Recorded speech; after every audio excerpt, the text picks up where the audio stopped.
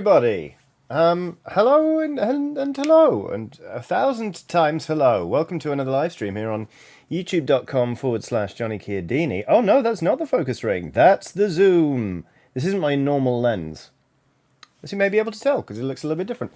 But hi, welcome to another painting stream here on youtube.com/Johnny Chiodini. That's me. I am Johnny Chiodini. I'm Spartacus. It's very, very nice to see you. It's been a while since I've been able to stream last. Thank you very much for your patience. Basically, last week I was awash with kittens. We still are awash with kittens. Those of you who've been keeping up with the saga of little Speedy, the stray cat we found, has gave birth 2 weeks ago, nearly 2 weeks ago, nearly 2 weeks ago. That explains a lot. And basically, like last week, they were still in quite a precarious stage of life where we were still weighing them twice a day to make sure they're getting enough food, etc., etc., etc. But because there's like 5 of them and only one very small cat, it's difficult for them all to get fed at once. So basically, long story short, last week was just trying to keep 5 kittens alive, which we managed, and they are doing really well now. So the pressure's off a little bit, so I can get back to doing my job. Nathaniel Levy says, can we see the kittens? Not today, no. They're still, like, their eyes are only just opening, but, like, they're still very much just, like, little potatoes that are really dependent on their mum. So while I can leave them alone, it's not really good for me to go grab all of them. It'll distress them, it'll distress their mum.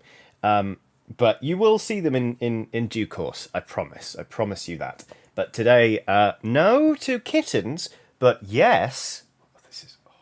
It's a segue and a half. Yes, to intimidating sports frogs. The last painting stream we did, I started painting this frog in particular.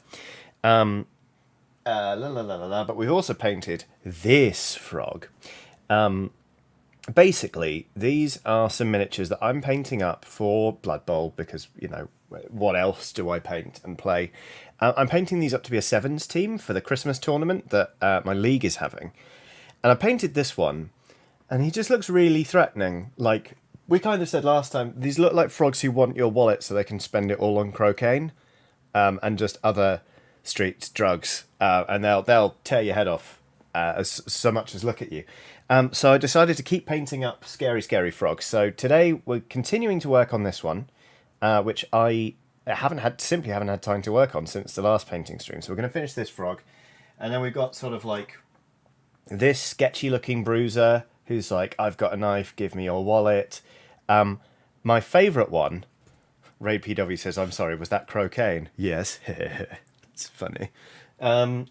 Look at this frog. This is the best. It is doing the most apocalyptic gurn. It's just like, give me your wallet. So, obviously, I haven't primed this one. I might, depending on how far we get with the frogs I do have that are primed, I might prime this during the break, halfway through the stream, and hopefully we can get some colour on that. But basically, yeah, I'm painting up a horrible gang of frogs that are hopped up on drugs. Because that's wholesome. I thought, you know, people are like that. So, let's jump straight back in. Sam Barnes says, Battletoads is different to how I remember. Isn't it just? Anyway, how is everyone? How are you all doing? Hello to all of you watching. You're nice. Yep, there we go. I hope you're all doing really well. I hope you had a lovely weekend. Yeah, I hope things are going into... well in the thing. That other Canadian says, fun story about Blood Bowl. I used to be in the top 50, brackets 49, of Underworld players worldwide. Then my dad knocked me out of the top 50. Oh, goodness me. Adam Marie says, happy Labour Day to all of the North Americans. Oh, happy Labour Day. Didn't realise. The Nice Witch says, well, if it isn't the Nice Witch. She works hard for the money. So hard for it, honey. She works hard for the money. She's a really, really, really nice witch. I hope you're well. Sarah, I hope you're doing really well. And thank you for streaming.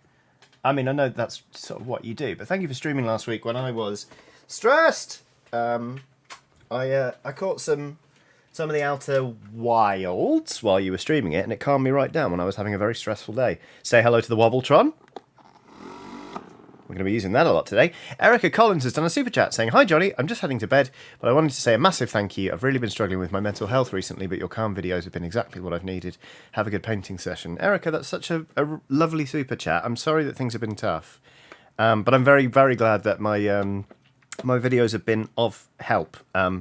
It does me an awful lot of good to make them, but like there wouldn't be a point if there weren't people who, you know, were there to appreciate them. And so I appreciate you very much. I hope you have a lovely sleep. Dream of love. And I will hopefully catch you very soon. But yeah, thank you again for the super chat. And yeah, all the best. I hope things improve soon. Corey Malame has done a super chat saying, "Hi Johnny and LSPs." Sorry, I'm wobble-trotting while reading a super chat. That's probably poor form.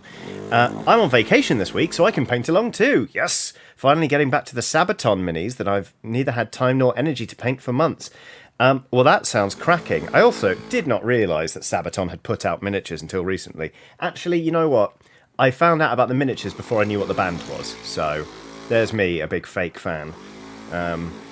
But yeah, I hope you have a great time with the Sabaton minis. I'm very, very, very, very, very excited about the Leagues of Votann.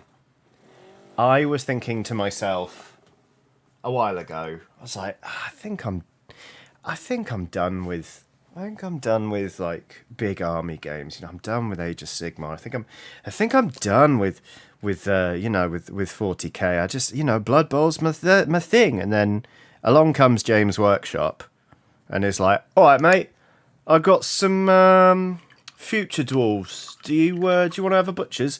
And I've gone, "Yeah, I'd want to give you all my money, actually, please." And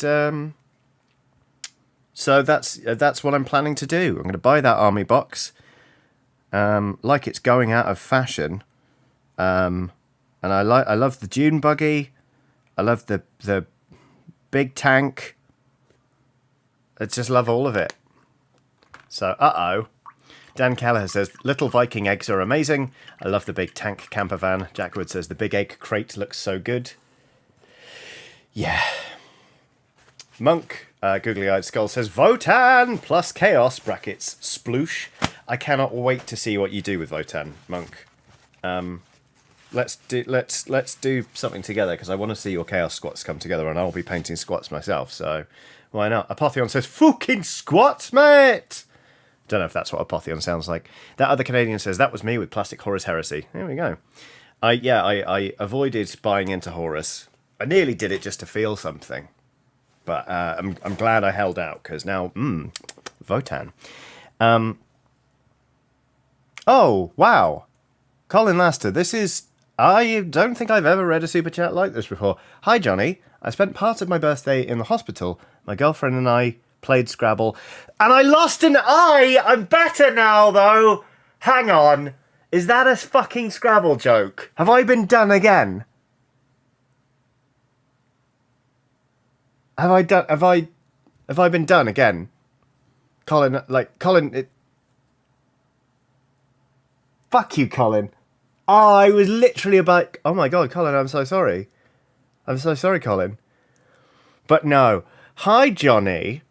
I spent part of my birthday in the hospital. My girlfriend and I played Scrabble, and I lost an eye. I'm better now, though." Fucking Colin. Scandinavian! Fuck. Oh, it hurts. I haven't put a single bit of paint on a model yet, and I'm already done. God damn it, Colin. Welcome to the fucking Hall of Fame, you asshole. Colin says, thank you. Been sitting on that for 2 weeks. Happy fucking birthday, Colin. God damn it. Shit off. Fuck. Anyway, I'm now painting some... This is a mix of Baharoth blue with a tiny bit of Sotek green. And I'm doing painting and that. You know the drill. You know what I always say. I'm trying to build in a sense of light and shadow and depth. And make the frog look nice. But not too nice, because he wants your wallet. Fucking hell, Colin. Dan Keller says, what brush are we using? Hi, babe. Sorry, I'm using a Citadel Colour Small synthetic base brush. I do not know why it has discoloured that much there.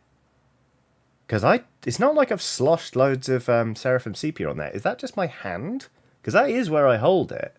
Do I just have mucky hand? It's like a nicotine-stained finger. It's quite upsetting, actually. Has anyone else had this? Is it my hand? I kind of feel like it's my hand. Anyway. Will says, bad news, folks. Guess what happened? Ray PW says, Johnny, the fake tan is coming off on your brush. I mean, how pale do you think I am if this is me with fake tan? Neck of the Kitty says, we've had a Wobbletron, a Babes Call, and a Scandinavian. Johnny, you're spoiling us. I know, all of the regular stream hits are coming out today. Ugh.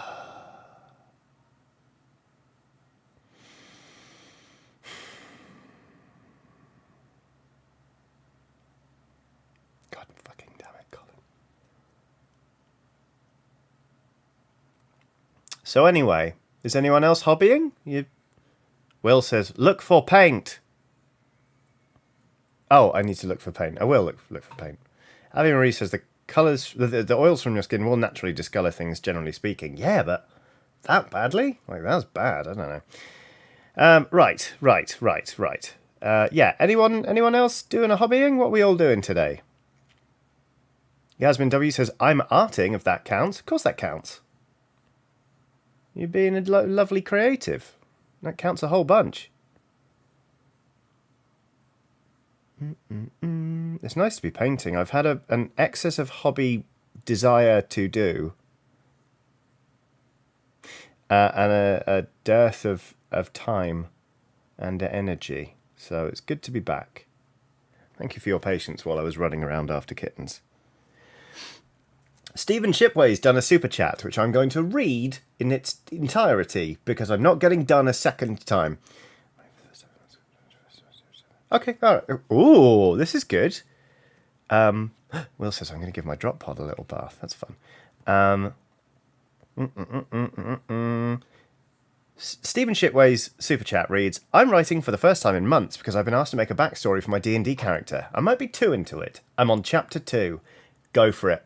Fucking go for it, Stephen. Even if none of it ever comes up in a session, you'll know it's there and it's delightful. There was one time we'd made characters for a new role-playing campaign. This was some years ago, some friends of mine.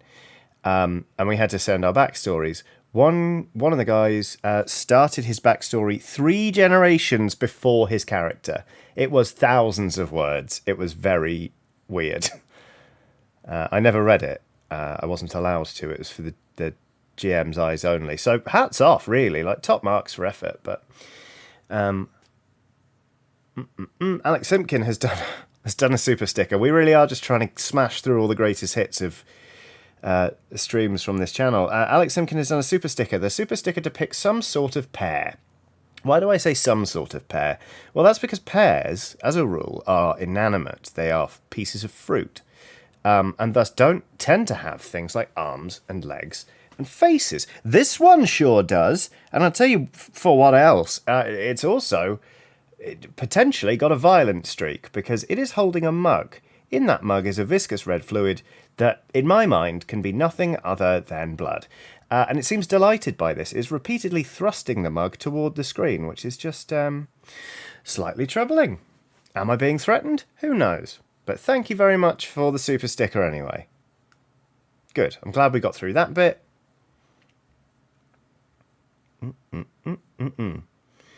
I like layering up a frog. Is he scary? Yes, he is.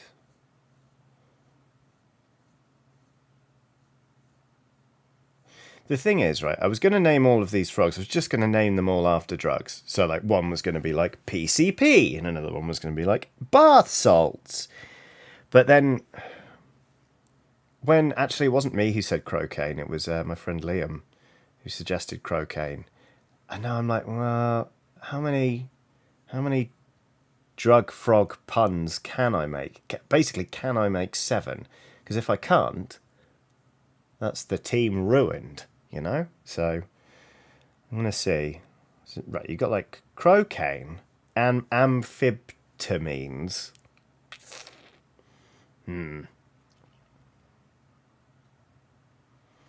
Um,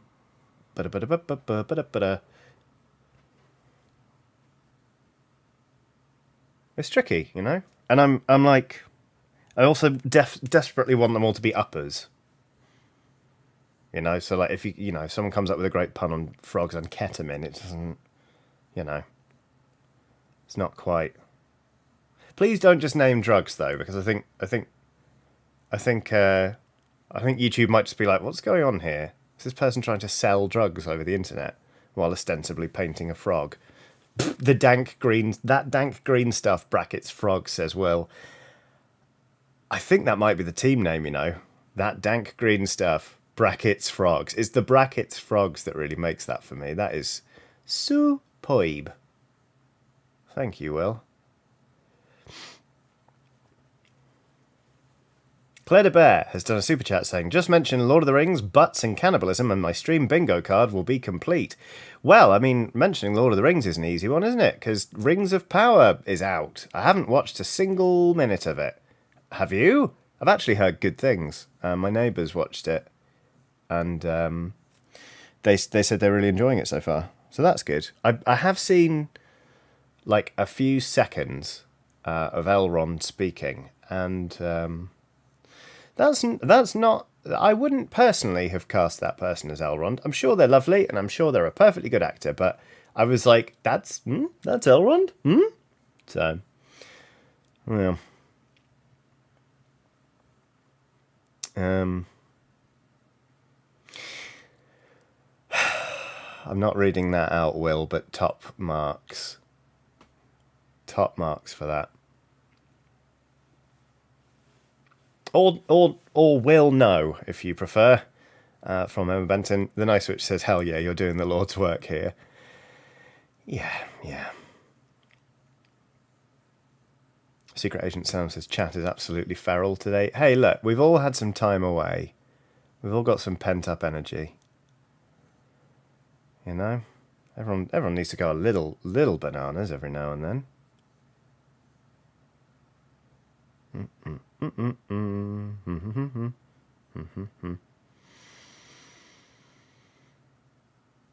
Okay, I kind of feel like that layer's kind of done, so I'm going to move on from Baharoth Blue and Sotek Green to just Baharoth Blue, and then I'm going to start mixing in some of this guy, some Gris Phantasma, or Ghost Grey, if like me, you're not Spanish. Dear oh dear. Ebrel506 says, when are we not feral? In fairness, a lot of the time you're tired, you lot.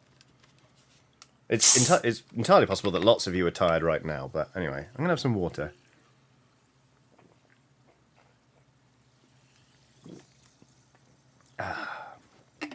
Killjoy695 has done a super chat saying,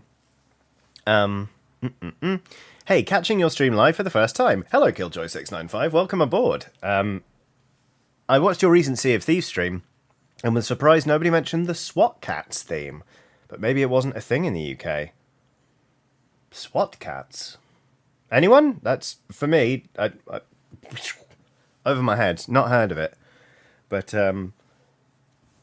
excuse me. Faye Gibbons says, hope that's not the paint water you're drinking. No, thankfully. There's this. Oh, Legstacy's good. Thanks, Sam Barnes.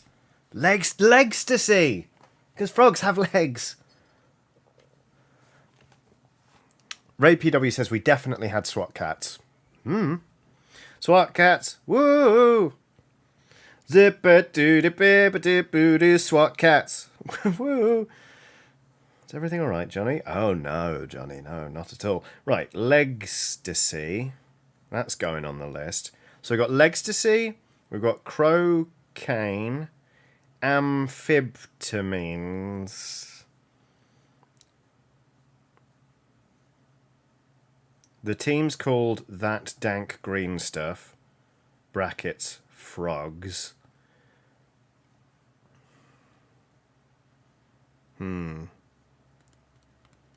Toad Bacco, says Anonymous.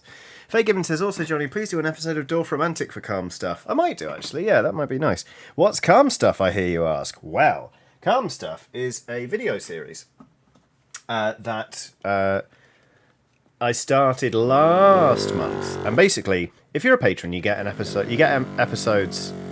You get episodes a month early. So, but the first episode has gone live for everyone on YouTube. So last month I played a game called I Have Commissioned Some Bees. Actually, it was the month before.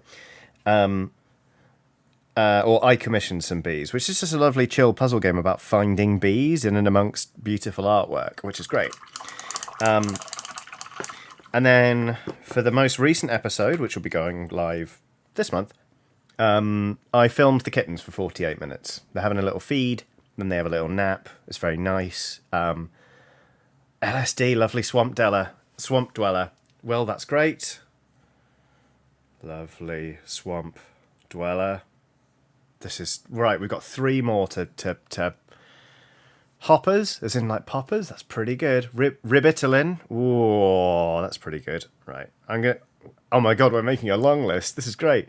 Ribitalin, hoppers. That's very good. Right. Good hoppy boy for GHB. Okay. Claire de Bear says, how do I pay for kitten feed? Oh, you mean like as in... Do you mean how do I pay for kitten feed as in like how do you pay to access that video? Or literally food for kittens? I do not understand. Anyway, where was I? Yeah, so Calm Stuff, that's that. So then I might do some Dorf Romantic. It is good, isn't it?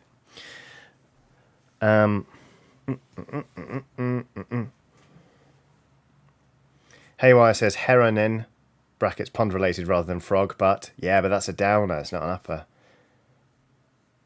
Claire de Bear says yes, watch kitty videos.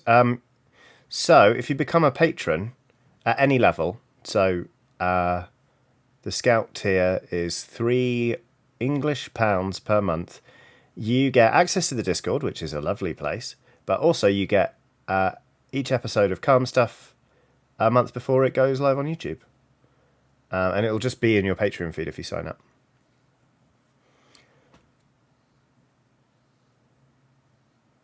Dexy's Midnight Hoppers, says Monk. Very good.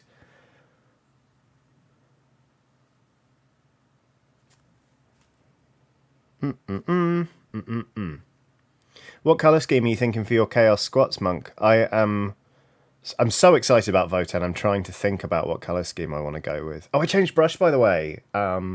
So you may not have noticed, because it's very similar, but this is a Citadel Colour synthetic small layer brush. The main features are it's got like a thinner tip, the bristles aren't quite so broad, and it's not horribly discoloured around the handle. So that's it, really.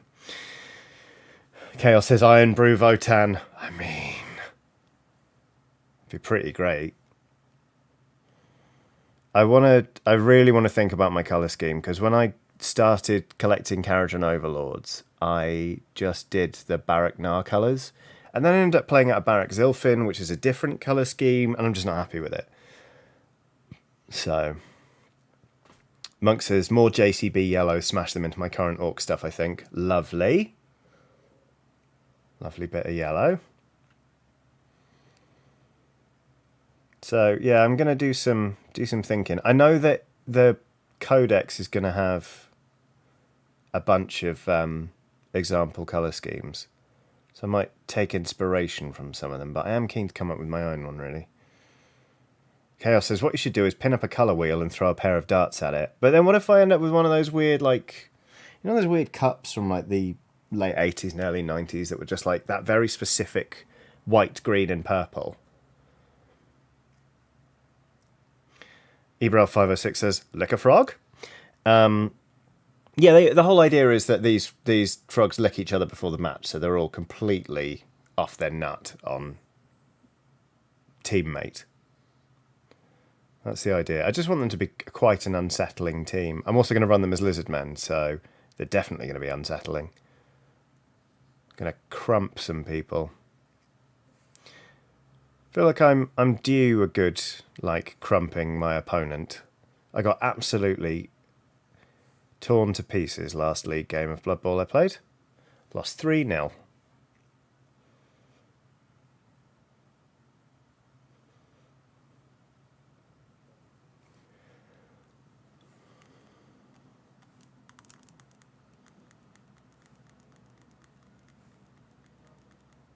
Will says, do you mean jazz? Because jazz rules. I think so. Hang on. Yep, that's it. Yeah, the solo jazz cups. Yep. Jazz. This is nice. I am enjoying painting the frogs.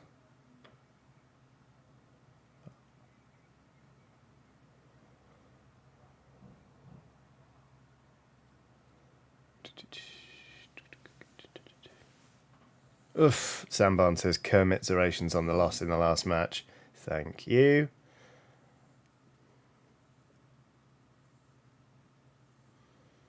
And thank you to Tiny Rose for reminding me that jazz in Star Wars is called jizz. Good lord. Chaos says, I'm tempted to do Votan in light blue with orange highlights, so a league of classic Gulf Ford GT40 lovers. Commitamine. Oh, but it's a downer. Commitamine.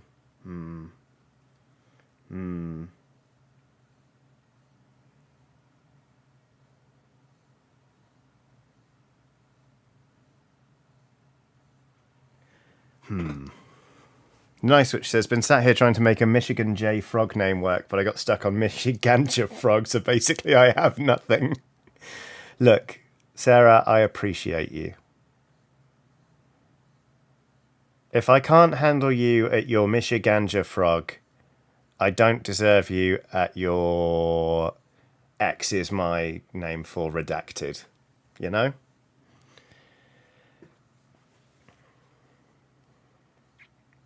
Edward Suter says, probably already been done. Got here late, but Crocaine's already on the list, my pal.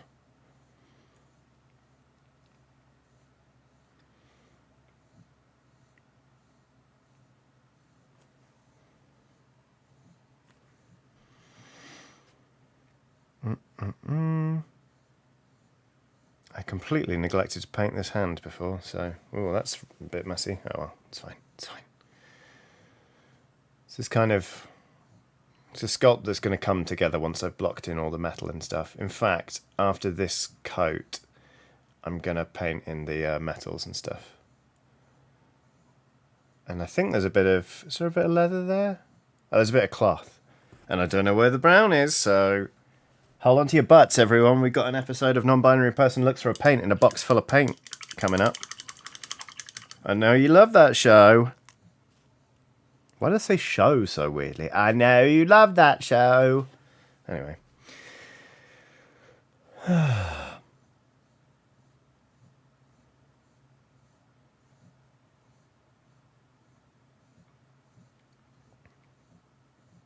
Oh, shit. I just popped into my head because I've been thinking about it approximately every 20 minutes since. But I went to a wedding on the weekend and they were just handing out chunks of deep-fried lasagna. So I had deep-fried lasagna on the weekend.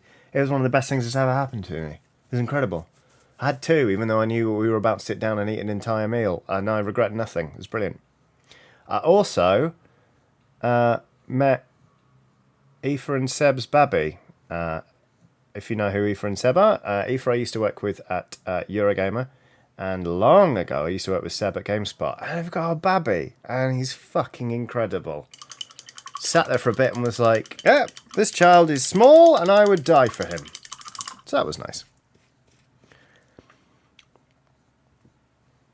Aiden Folks says, time to invest in a mini deep fat fryer. No. Because then my life expectancy would just whoosh, because I would eat nothing but deep fried lasagna. Right, anyway, I've got to move some Blood Bowl books because they're on top of my paint box. Blood Bowl, it's a game I like. But here we go. All right, baby. Welcome to non-binary person looks through a box of paints in search of a... Found it. Short ep. I found it. It was right there. I'll tell you what the really fucked up thing is. On Saturday night I ate loads of deep fried lasagna, and then yesterday we had our neighbours over and I cooked dinner. Made a lasagna. I'm unstoppable. Where's the Wobbletron? Where is the Wobbletron? There it is. A Wobbletron. Will says it's not time to invest in a mini deep fat fryer because you wouldn't be able to fit a whole lasagna in it. Exactly. Met amphibian. That's pretty great, B-Muzzer. Edward Suter says, I can understand that. I bought a sandwich toaster the other week and I've eaten little else since. Yep. I'll tell you what I bloody love is... Sorry. The nice way it's described lasagna as bolognese viennetta. That got me good. That was great. I'll tell you what's amazing in a toasty is a kimchi toasty. It's cheese and kimchi. Or a fucking haggis toasty. I haven't had one of those in ages, but they're banging. They're amazing. Okay. CookieCat94 has done a super chat, but it says one of two. So I'm going to wait for the other half of the message to come through. Here it is. And you know what? I'm going to dive straight in on this one. I assume I'm about to get completely bodied by CookieCat94 in this super chat, but let's find out. Speaking of frogs, a new species has been found, named the Romulan pond frog, that has an amazing way of evading predators. Recently, a video was released of the frogs using a special call that disorients predators, leaving them unable to find the frogs. Scientists are calling this special call a croaking device. Hats off, CookieCat94. I'm not even mad. I'm going to read it again. Speaking of frogs, a new species has been found named the Romulan pond frog that has an amazing way of evading predators. Recently, a video was released of the frogs using a special call that disorients predators, leaving them unable to find the frogs. Scientists are calling this special call a croaking device. That cost you $15. 15 Australian dollars. Good Lord. Oh, but thank you very much. That's wonderful. That's... Good Lord. Right. We're doing a little bit more paint. Right, we'll do the... Right, we're going to switch... Okay. Watch me for the changes, babes. We're going back to our horrible... I'm a little bit embarrassed by this. Our horrible... Oh, look, you can scratch it off a bit, though. Maybe this is the stream now. Just cleaning up my brush. See that? We're going back to our small synthetic base brush, and we're going to get some Beastly Brown on the palette. Going for the bigger brush again, just because like it's kind of like a big flat area that we're just base painting, so we don't really need the smaller brush. So that's just what we're doing. So cool. All right, great. Whoops. Did I Wobbletron this sufficiently? I don't even know if I did. Nathaniel Levy says, chill brush cleaning stream. I mean, it did occur to me, I was like, I could just do a stream where I do, like, some hobby admin that I've been needing to do, like paint hospital for some of my paints. Cleaning my brushes, possibly.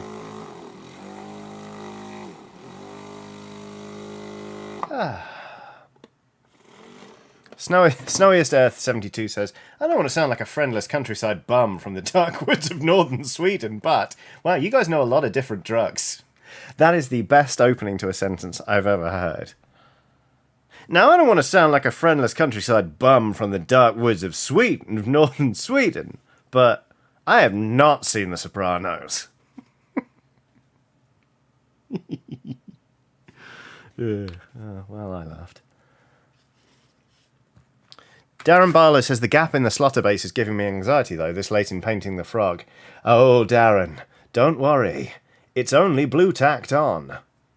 It's just blue tack. This sucker's coming off. Same as this one, look. It'll waggle. It's just blue tacked on. Because what I want to do is I'm going to do some like resin pour swamp bases, which I think will be good fun, but not until I've painted the frogs.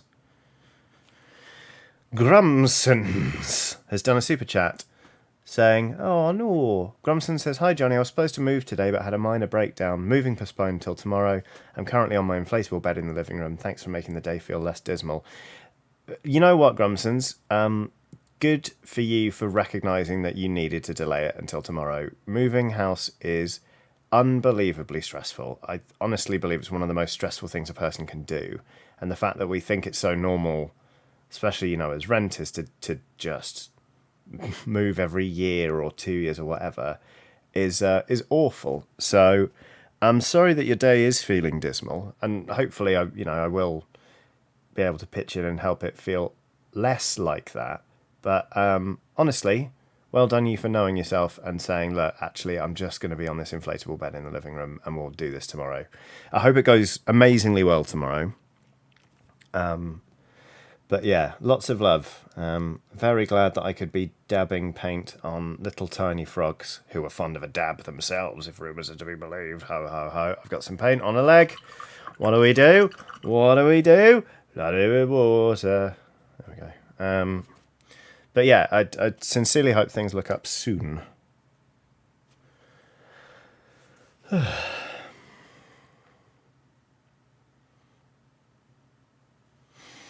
Chaos says, "It was my son's birthday yesterday. He was confused by my gift of a 10,000 watt spotlight bulb, but then I plugged it in and his little face lit up."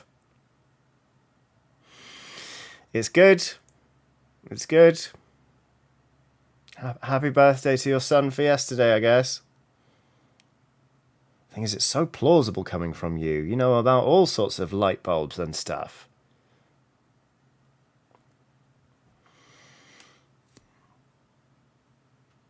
Okay.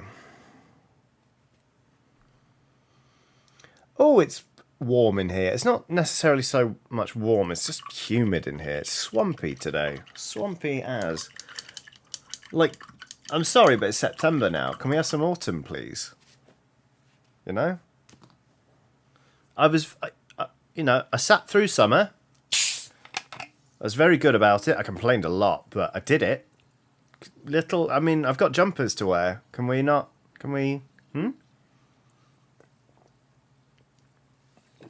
Oh. Chaos says it was actually his birthday, but he got a small mountain of Lego, no light bulbs. Well, happy birthday to Mini Chaos. Lego's good, isn't it? Right, we're going to paint some brass. We need to Wobbletron the shit out of this. Emma Benton! I'm going to read this one cold. I saw the first few words and I'm like, this is going to do me, but I'm going to read it cold, I promise. Emma Benton has done a super chat that reads, "Did you know the lead singer of Nickelback has spent the last 30 years doing nativity plays in all 50 states? He's played Joseph, some sheep, a cow, and even Mary. He recently stopped because he never made it as a wise man." Oh, Emma. Emma! Fuck!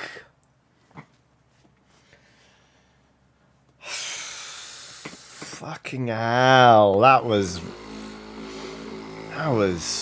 a lot, that one.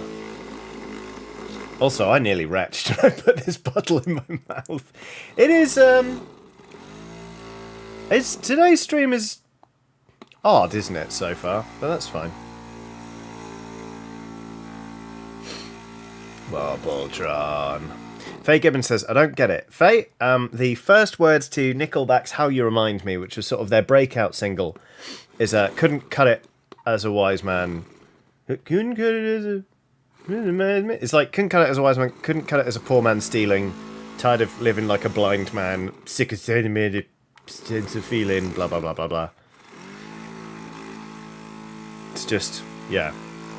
It was just a really overly elaborate setup for a Nickelback lyric, and yeah. Monk says the worst thing about that is the melody is now in so many heads. Cursed. I know, right?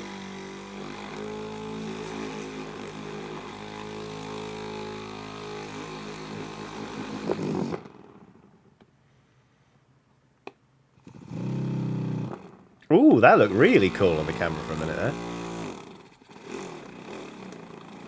Whoa. Anyway. Emma says, well, that's me done for the day, lol. Thanks, Emma. EA122 says, Emma, you're not going to be apologising for that joke because it's not like you to say sorry. Fuck you, EA122. God damn it. It's just going to be one of those days. Which, oh God, don't say that. It takes us dangerously close to Limp Bizkit lyrics, doesn't it? Right. Fucking hell.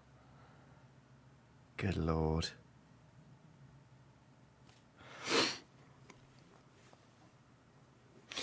This is going to seem like a complete non sequitur. Because it is, but there's context, and I'll explain it.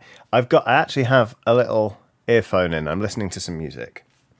And I was just listening to the end of a song by Manchester Orchestra. And at the end of that song, for some reason, there's a little clip of a child telling the story of the boy who cried wolf. This isn't an elaborate joke setup. This is just something every time I hear that clip, I'm like, I wonder. And I've been meaning to like put out a Twitter poll or something. But I've been meaning to ask people, right? Obviously, you know, everyone growing up, pretty much, here's the story of the boy who cried wolf, right?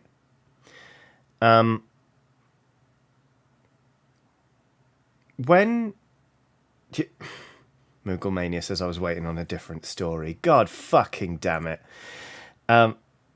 Sam Barnes says I'm on mobile internet, so my stream's really lagging, but at least I can look at this photograph. You're awful. You're dreadful. Anyway, when you heard the story of the boy who cried wolf, you know, in the end, the wolf actually turns up, but no one comes to help because they don't believe the boy. Who gets eaten? Is it the sheep or is it the boy?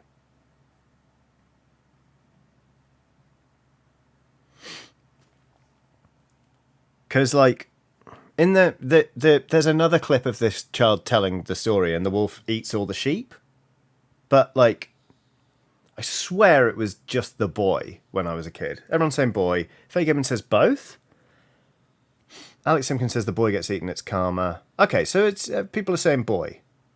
Lucanthus says I've heard it both ways. Snowiest Earth 72 says the wolf? Listen, Snowiest Earth 72. I don't know how they do it in the country bumpkin woods of northern Sweden, but round these parts the wolf does the eating. Sega Genesis says they gobbled them all up, Johnny. All of them. Yeah.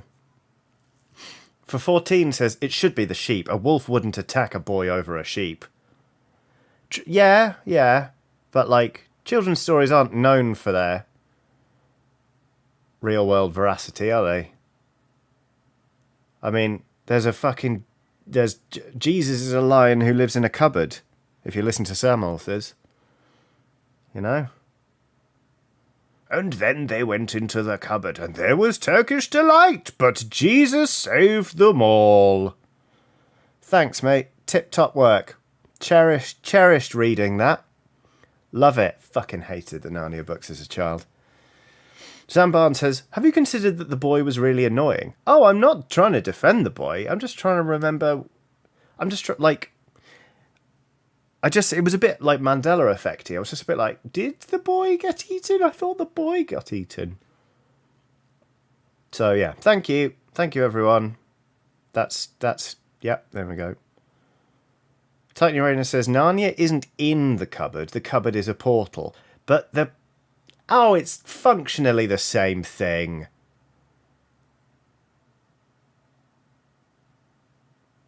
If the portal's in a cupboard, Narnia's in the fucking cupboard.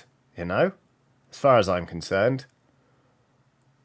Sure, if they took the wardrobe to a tip and it got crushed, Narnia would probably still exist. But to all intents and purposes, for those children, Narnia's in the cupboard. How do I know? None of your business. Corey I. Malayam says, but there are other ways to get to Narnia. Yeah, there's more than one door to my local pub. But the pub's in the door. You know? Cara is a mess, says all in caps. Wait, does this mean everyone in Narnia is in the closet? Mm-hmm. Yep. Chaos says to Johnny, all of Zone 5 is in Tottenham Court Road Tube Station. Correct.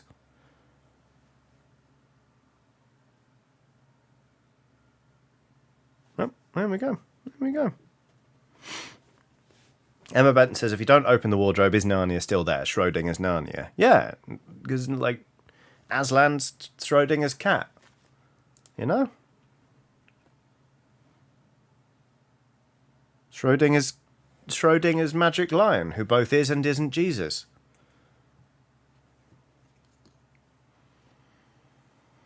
Keep Calm and Reload says, technically the door is in the pub as much as the pub is in the door. Heavens. That's why the next time I go to the pub, I'm leaving out the window. Explosively.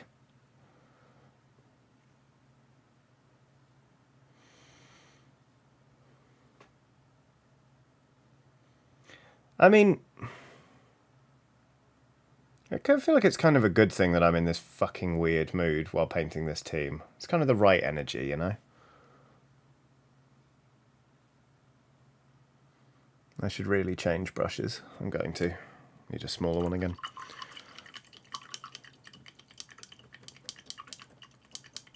Neko the Kitty says, do you plan to leap or be thrown through it, Johnny? Depends if anyone will take me up on my request to be thrown through the window, really. Nick Jeffrey says, hi, Johnny, I don't care whether the wolf ate the boy or the sheep as long as it wasn't both. Leave some for me, Wolfie. Okay, there's Nick just straight up admitting that if there were no sheep, he would immediately eat a child. But there we go.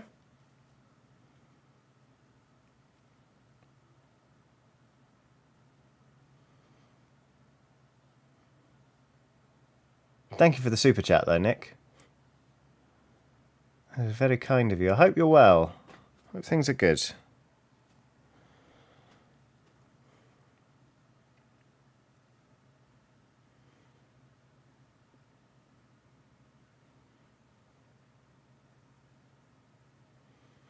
Claire de Bear says, hang about. Is the beer in me if I drink it or still in the pub? Well, it's in you, but you're in the pub. Until you aren't, you know? We're in danger of getting very Lion King about this now. He lives in you!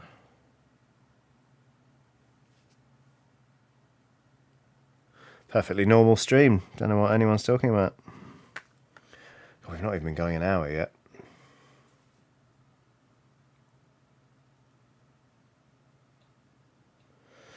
Paint, paint, paint, paint the frog.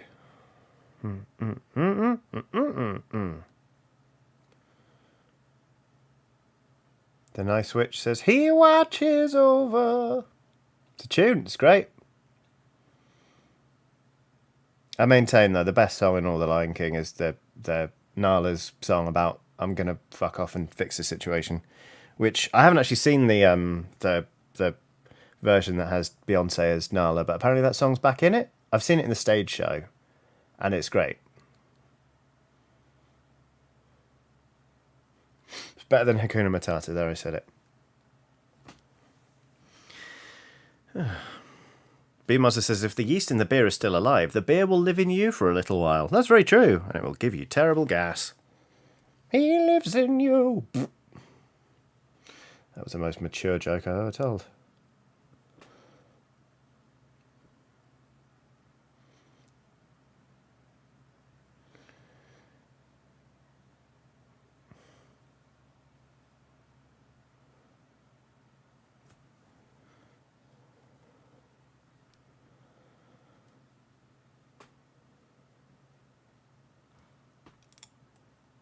Dark Soul Writer says, I remember being made to play the love song from The Lion King for school. It fucking sucked.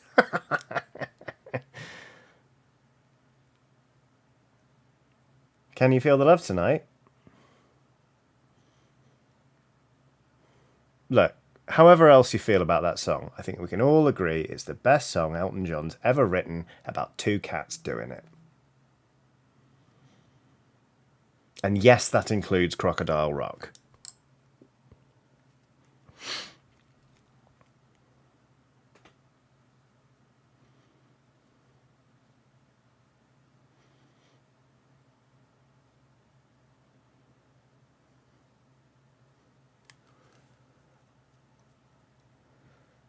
Will says, nah, Rocket Man.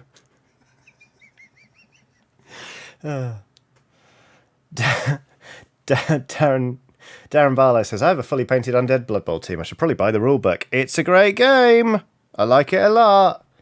I mean, I've had limited success in trying to convert my entire community to Blood Bowl. I spent literally tens of hours just going blah, blah, Blood Bowl, blah, blah, blah. I love it. And all of the nice, talented, charming, witty people in wargaming and painting on the Discord are just like, we like 40k and other games.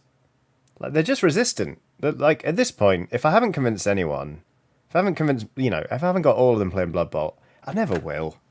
That's fine. I'm just going to carry on screaming into the void about it while they all do what they want with their time and money. Lovely bastards. Ooh, I like Horus Heresy. It's a valid choice. I know it is. Please keep going on about it. I like it. But, meh. I'm not bitter. It's fine. Chaos says, Rumble Slam, Rumble Slam, Rumble Slam.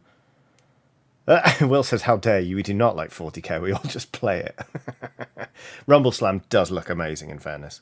Nick Jeffrey has done another super chat saying, what do you call an elven Scientologist? L. Ron Hubbard, isn't it? It's going to be that. L. Ron Hubbard! Called it! Thank you for the super chats, Nick. That's strong. Danila Dragon says, I have a painted Blood Bowl team. I just need to learn the rules. Well, Danila, I shall be waiting when you want a game. Jack Wood just says, Rumble Slam, all in caps. See, there's no appealing to these people. Rumble Slam does look great. Darren Barlow says, Malifaux is my favourite, personally. I have a friend who's really into Malifaux, and it does look great. And also, some of the new sculpts are fucking brilliant. Where's my phone going off?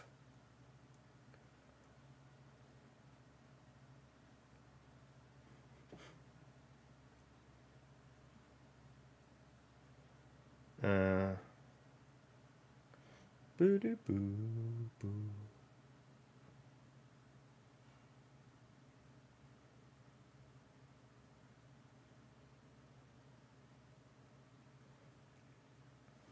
Sorry. Dan Keller says, the rules of Blood Bowl are that you come up with a great plan and then the dice fuck you, but you laugh anyway. That's it, baby!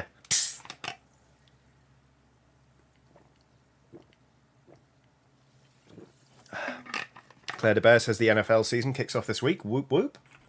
Hope you have a nice time, Claire de Bear. I got patches made for my league recently. Where have I put them? They're over there. I'll show you. Because I am distracted today.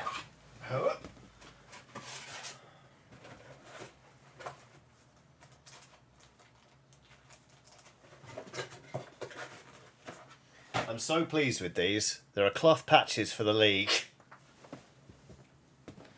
There you go. That's an official Hot Bobs League patch. Completely non-litigious design. I'm amazed the company even agrees to print them, but there we go. Emmy Little says, hi, sorry for lateness. How are the kittens doing? You are not late. You arrive precisely when you mean to. The kittens are doing great, thank you. They're getting towards 200 grams a piece. No, they're all over 200 grams. They're racing towards 300 grams. They're getting big. Monk says, ooh, saucy. I know, aren't they nice? Look. I had one on my jacket the other day when I bumped into you, but it didn't seem polite to invite myself to sit down with you. Dan Keller says, does that mean the Hot Bobs League is dedicated to God Hubble? That's a very good question. Yeah, I guess so. Nah, we curse Nuffle the same as anyone else, thank you. Neck of the Kitty says, the physically attractive Roberts patch is very nice.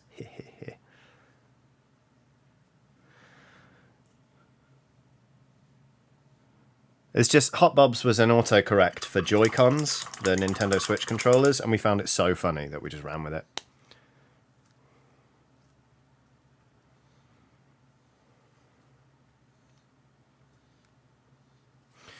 Boop, boop, boop. So, I'm now going to mix in... Wobbletron, I need you. Come here. I'm going to start mixing in some Ghost Grey. That'll be nice.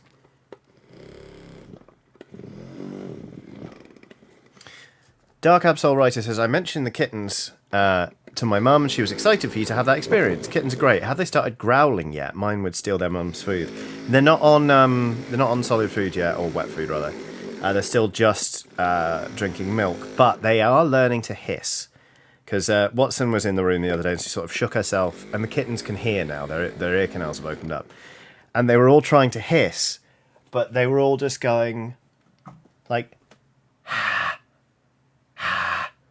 Not even like a cat. They were just like they were trying to fog up a window. It was fucking great. I was like, literally, I turned to my wife and was like, are they panting? And they were like, no, that's them hissing. So, Tony Rayner says, they can hear now? They can hear now! Ugh. Right. Claire Bear says, how's Watson doing? Watson's doing great, actually. She's down here beside me. She was very good on the weekend. She came with us to the wedding because she was invited. And she stole everyone's hearts.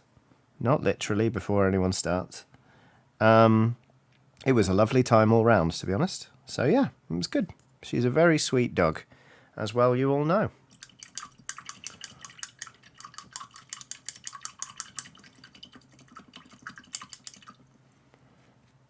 Jack Wood says, I could be swayed by the Snotling team in Blood Bowl. Hope you like having a great time not winning matches. To be honest, any team can beat any other team in Blood Bowl, but some teams are harder to win with than the others, but the Snotlings are great fun, in fairness.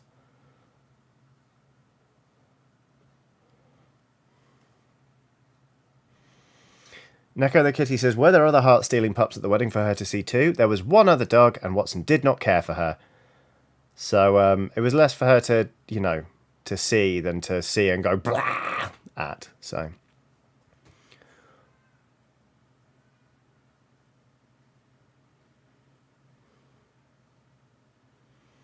But towards the end of the night, we let her off the lead, and she just ran onto the dance floor and was like, yay! It was great.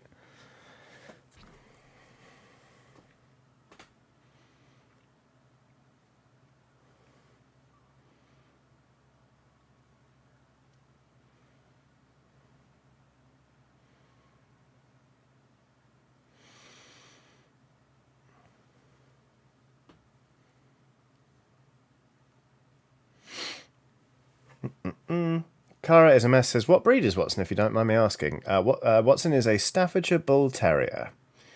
An English Staff, specifically. There are also American Staffs, but they tend to be a lot bigger. Watson is a diddy little thing, and she is great, and I love her. Just an excellent dog all round.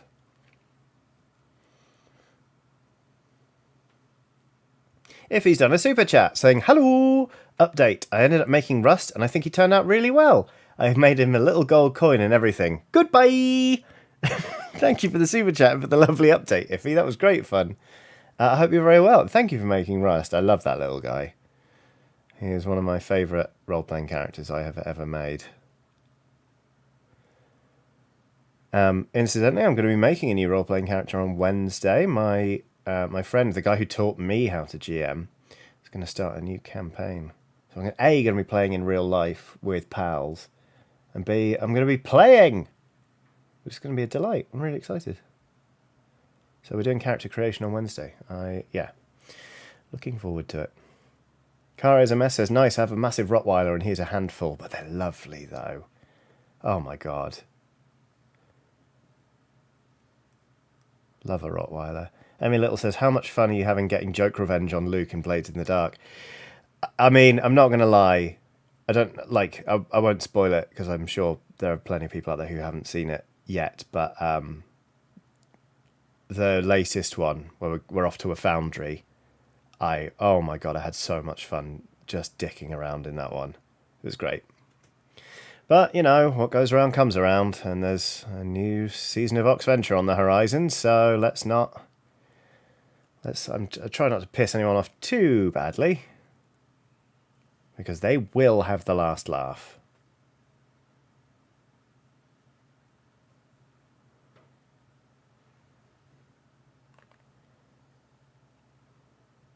Dan Kelleher says, what game will you be playing? Stars Without Number, which is a sci-fi game, which I have played before, but it was before the pandemic, so no, I haven't. I do not remember. But I'm sure it'll be great. Come what may.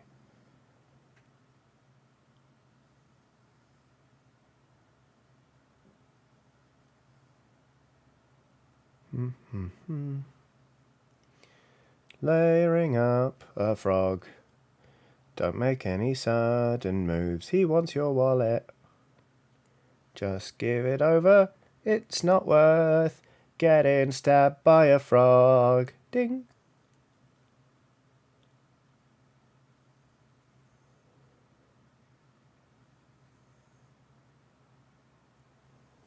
Alrighty.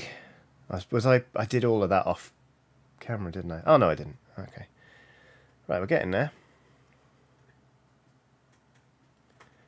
Nice Witch says, time for me to go. Extremely good vibes to all of you. Thanks for the chats. Take care, the Nice Witch. You are bloody excellent. If you would like more of Sarah's antics, you can go to twitch.tv/the Nice Witch. I thoroughly recommend you do, because her streams are excellent. Just had a really good time watching last week. Just chill vibes, extremely funny, and yeah, just great. So get some of that in your eyeballs. In your eyeballs. I missed a bit of thing that I need to paint. There you go. Will's popped a link in the chat.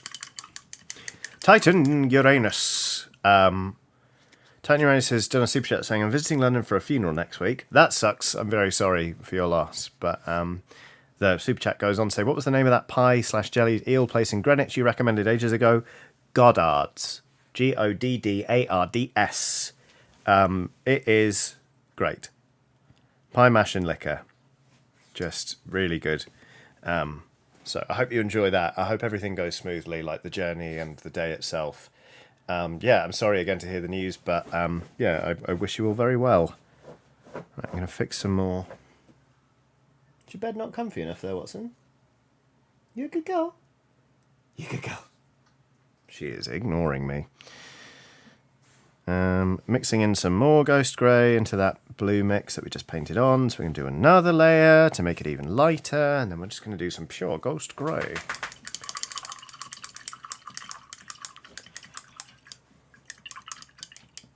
Zega Genesis says, I'm one danged glue stick short of being able to complete my project. No, that sucks. I knew I shouldn't have said the word liquor. So many people coming out with I barely know her jokes. Water's good, isn't it? Have you had some today? Have you had enough today? Because it's important. It's good. It's a good thing to have in your system. Hang on one sec.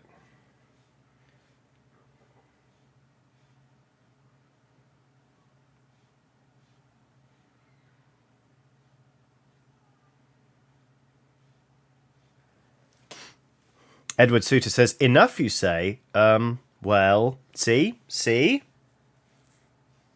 Have some water, everybody. Check your posture. Is your jaw clenched? If so, why? Because I find that a lot. I'm just like, why am I trying to chew through my own teeth? You should stop that. Everyone take care of yourselves, you know? Everyone have a little stretch. I'm going to have a little stretch. Garina Rain has done a super sticker. As is Garina Rain's wont, it is of a pear. It's the very same pear I described earlier. The pear has struck again. The pear has arms, legs, and a face, and a big grin. Beaming smile. Despite the fact it has a mug full of blood in its hand, which it keeps going word towards the screen with. It's troubling all round. And it just... Will anyone ever stop this pair, you know? Or will we just be offered mugs of blood for the rest of all eternity? I don't know, but I'm starting to fear that as much. Corvus Albright has done a super chat saying, birthday shout out haiku for birthday shout out haiku time. A lovely partner. Cheers to a happy birthday. Shout out to Riley. That's bloody lovely, that. Well done, Corvus Albright, and thank you very much for the super chat. I'm gonna read it again. A lovely partner. Cheers to a happy birthday. Shout out to Riley. There you go. And Aidan Folks has done a super sticker of a hippo, just like chomping on the word one up, and every time their teeth sort of scythe into it with deadly crushing force, it lights up like pudding, like just absolutely savaging a number and 2 letters there. Hippos are terrifying. Absolutely terrifying. Dan Kelleher says, I can hear that super sticker. Does it sound like screams, Dan? Cara is a mess says, now that you mention it, my lips and mouth are dry. I'm gonna get a mug of tea. You do it, Cara. Oh my god, it's cool enough to drink tea again, which is already great. But this week, because I got into the habit of only buying oat milk into the house because my partner just has oat milk, doesn't really like beef milk anymore. But it meant that I just stopped drinking tea because I don't really like tea with oat milk. I treated myself to a little pint of the good stuff, of some semi-skimmed. Oh my god, tea's great, isn't it? It's just a very nice drink. So I've really been enjoying that. I haven't been wearing any jumpers this week, which is annoying. Hurry up, please, autumn. But the tea has been absolutely splendid. Adam Schofield has done a super chat saying, talking of kittens, reminds me of when my cat meowed at one of her kittens that hissed at me. After that, the kitten was very nice to me, like saying, Mama said that you were okay, so you can pet me. That's lovely, Adam. That's bloody lovely. I'm glad that got sorted and that you and the kitten were friends. Grumson says, beef milk is called Bovril, Johnny. I can't... Did you hear that? Oh, it was a kitten just then. Which either means Speedy is cleaning them, because they don't like to be cleaned, or that Speedy sat on one of them. So you know what? I'm going to dip and make sure the kittens are all okay. I will be literally 10 seconds once I've done this bit, and this bit. They will be absolutely fine. Speedy's doing an amazing job, but I just haven't heard them that loud before. So anyway, right, here we go. Be right back.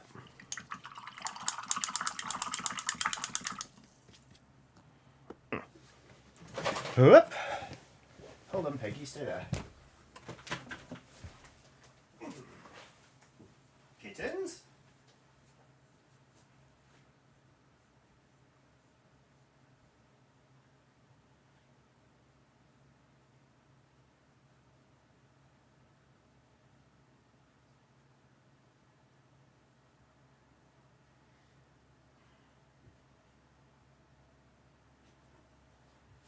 They're fine.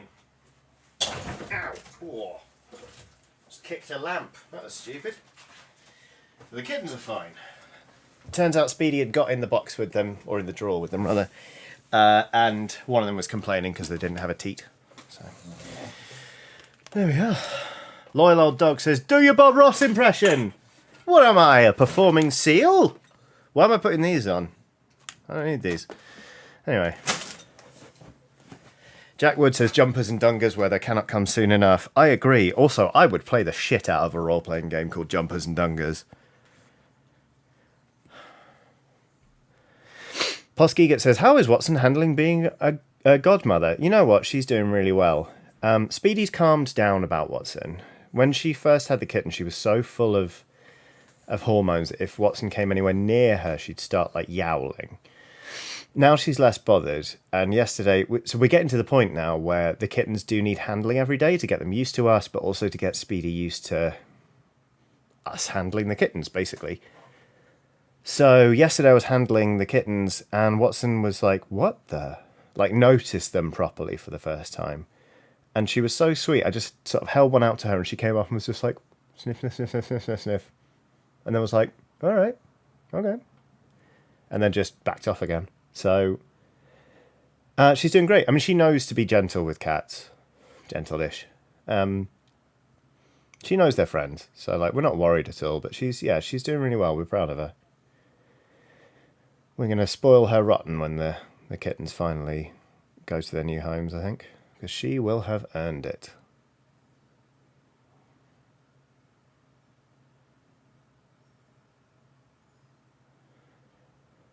There we are.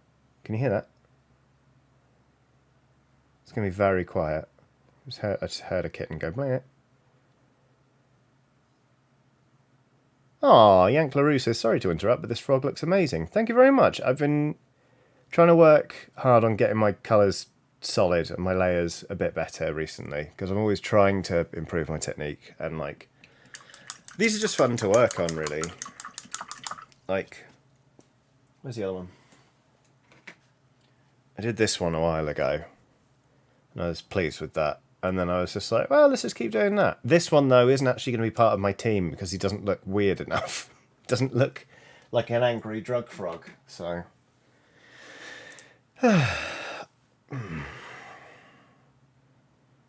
CookieCat94 says, this frog doesn't look flayed. I know, right? This one, we pulled this one back from looking like it's had all its skin ripped off, I think.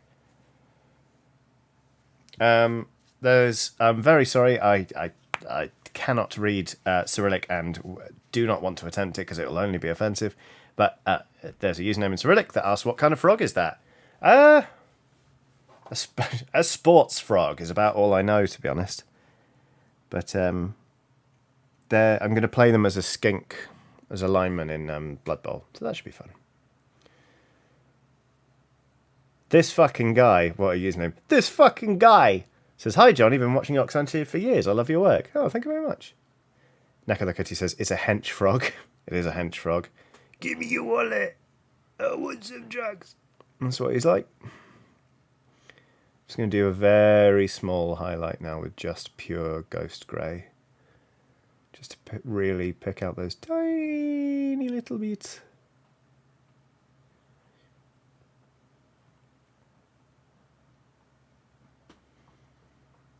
Corvus Albright has done another super chat. This one reads, Autumnal Desire Haiku for Autumnal Desire Haiku time.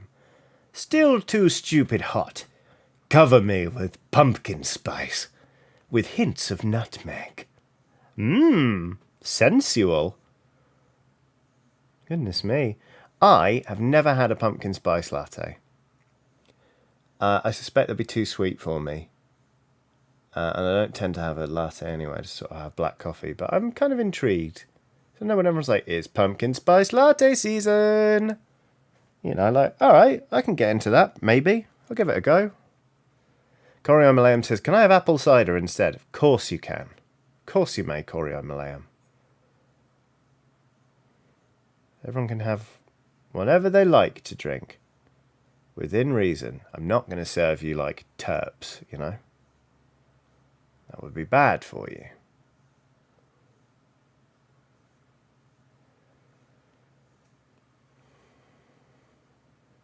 Treeman says, everyone says the red frog looks flayed. To me, it looks too metallic to be flesh. Looks more like Iron Man nano armor, only on a frog. As long as we all agree that I didn't do a good job of painting a red frog, then we're happy. CookieCat94 has done a super chat saying, for the Watson Treat Fund, Good Papa deserves it. Thank you very much, Cookie Cat. She really does. She's lovely. We fed her a lot of cheese at the wedding because she was being so good, and because some people were like, can I feed your dog some cheese? And then everyone was doing it. But it was good fun.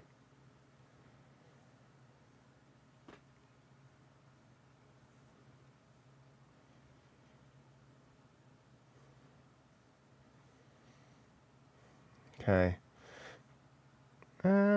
Kind of feeling quite happy with this skin now. I think I might leave it, which means I'm going to layer up the cloth here by just getting some grey and sort of mixing it in with the existing brown to make a lighter shade, and let's do a little bit of a highlight.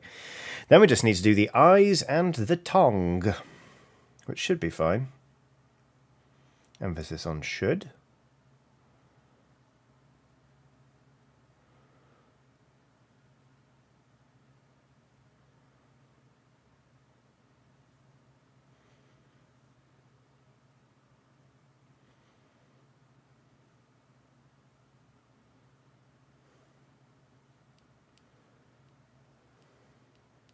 Yeah. Tom Titherington has done a super chat saying, "For the kitten fund." Thank you very much. That is very kind of you. I appreciate it. The kittens are, well, they're not eating much, but Speedy is eating so much. Oops, I forgot this little leg wrap. Let's just block that in. That'll be fine. Speeds eats so much food, which she needs because, like, she's small anyway. She's still growing. She's only like 6 months old, but she's also nursing 5 kittens. So yeah, she's burning through calories, but she's been so good. We're really proud of her. And I think when she gets to her forever home and, you know, has been spayed and doesn't have to worry about being a mum anymore and all that kind of stuff, she's going to flourish and live a good life. So that's nice. David Jones says, "Speaking of weddings, has anyone ever played the mini TTRPG Pig at a Wedding, and have I mentioned it before?" I feel like I've heard of Pig at a Wedding before, but I would like to hear it again. If you wouldn't mind, Davey. Excuse me.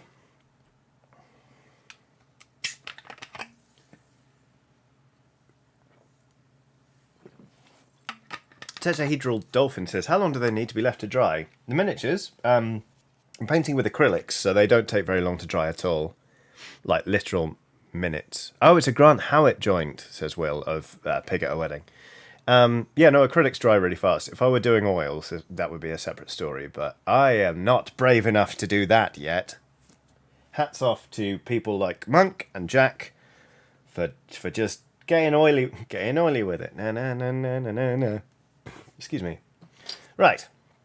We've got some bold titanium white here, which I'm going to Wobbletron. Wobbletron!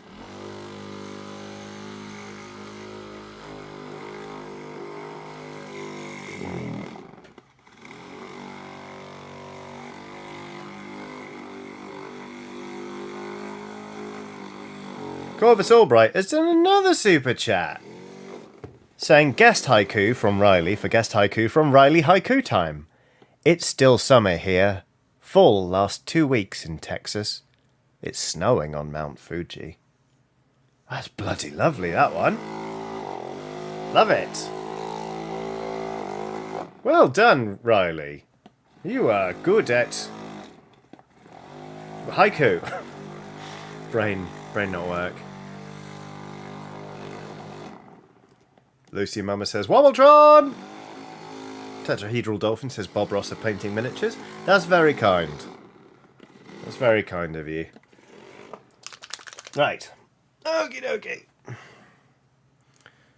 Do. Come on. You got a dirty nose, little paint pot. Here we go. Dan Kelleher says, "Wobbletron seems very satisfying." I was so wrong about Wobbletron. I was like, I don't need a vortex mixer. Turns out they're great. Aiden Folk says, "It is still technically summer until the 23rd of September. Ugh. Horrible. Don't like that at all. Come on. Give me some paint, please.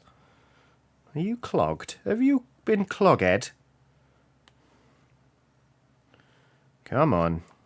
Come on, Pro Acryl. There we go. I was going to say, you're not normally a pain in the arse. Let's wipe your little nose. Ah, there was a little plug of paint in there. Okay, understood.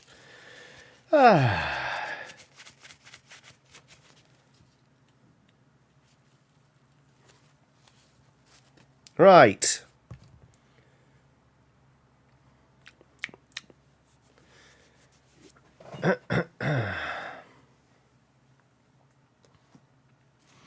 Let's very gently and very carefully paint this frog's eyes.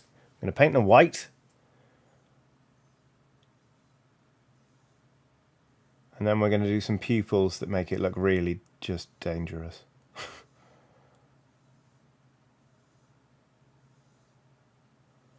Yes, I think this will work nicely. This frog looks absolutely terrifying. I was hoping for a brandy wine. Give me something tasteless.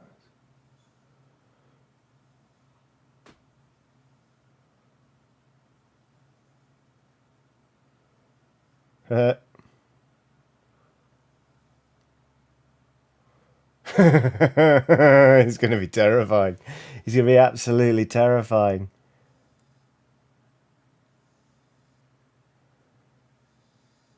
I'll let that sit for a minute and then I'll do a second coat.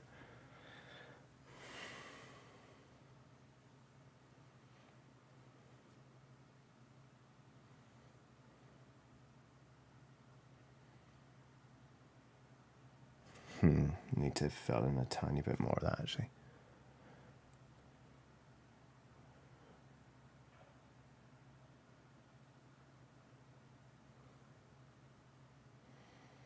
Horrible, horrible. Jack Wood says, this frog's eyes are going to be wide. Yeah, and I'm going to do tiny pupils. So he looks absolutely wired. Oops. Shit.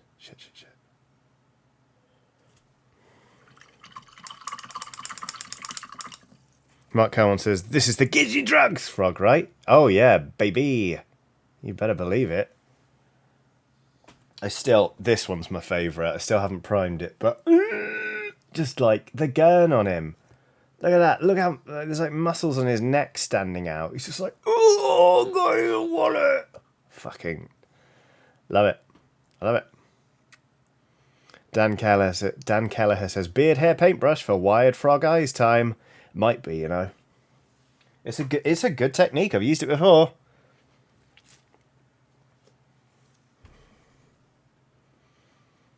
Right, so I'm going to do a tiny second coat. Excuse me.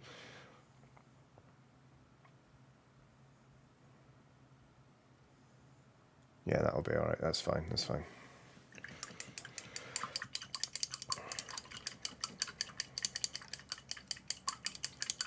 Thunder Cookie says, good evening, everyone. Me and my bag of Monster Munch are ready for the day to end. Yeah, I can feel that one. I've had a busy old day today. I was doing a recording for some hours, and then I've been looking after the piggle. Yeah. And I was streaming.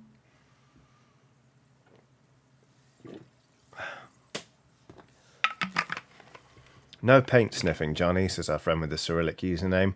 Oh, what have I done to my throat?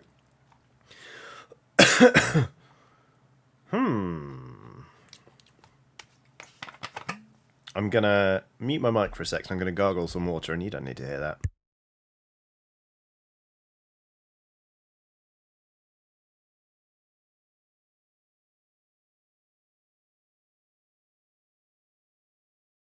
Ta-da!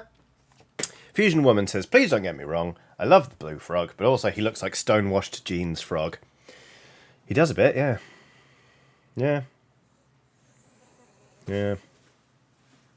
He's bent over. Would that make him low-rise stonewashed jeans frog? Edward Suter says, water gargling ASMR when? Not on this fucking channel. Right. Okay. I'm going to switch brushes, babes, to a 3/0 Rosemary & Co. Kolinsky Sable Series 33. Why does that taste salty? That's weird. I need to find the matte black paint. Matthew! So, welcome back, everybody, to Non-Binary Person Looks Through a Box of Paints for a specific paint that they need to use.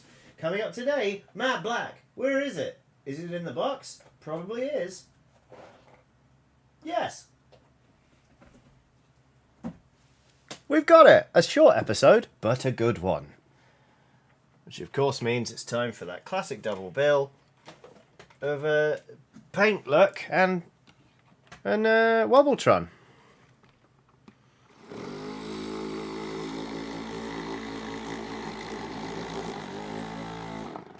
Aiden Folk says, but do you have Matt Berry? I don't, but he used to drink in my local years ago when I lived in Southwark. He used to drink in a pub called the Rose. This is before they redid it, and now it's not a very good pub. But at the time, it was brilliant. But yeah, he just used to be in there, just getting hammered all the time.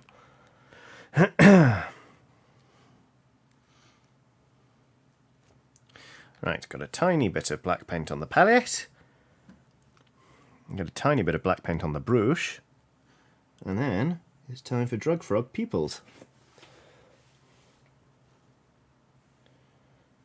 I want to do them really high up, actually. So it's like...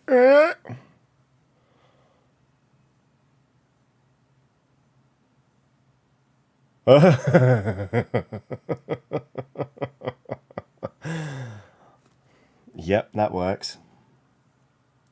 What was his name?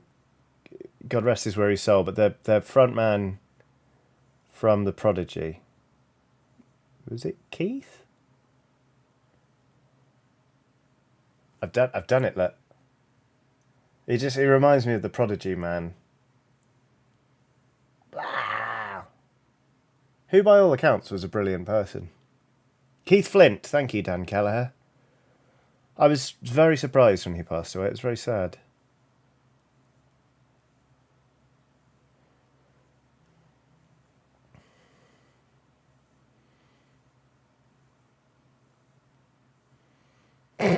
Blog. Can you see that properly? Hang on. Whoa! Give me your money! Give me your money! There we go. Oh.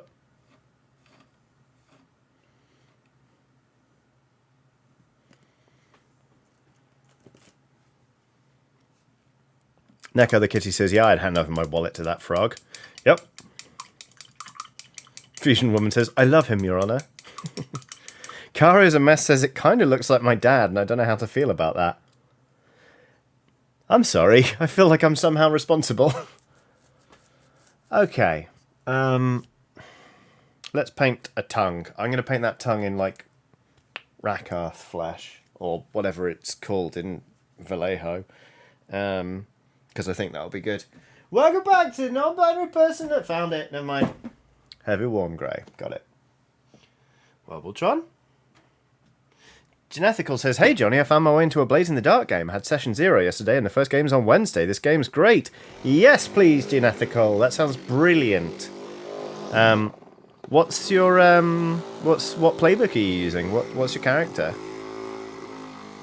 I have always wanted to play a leech in a campaign. And I think in Oxventure in the Dark, I would have been a leech.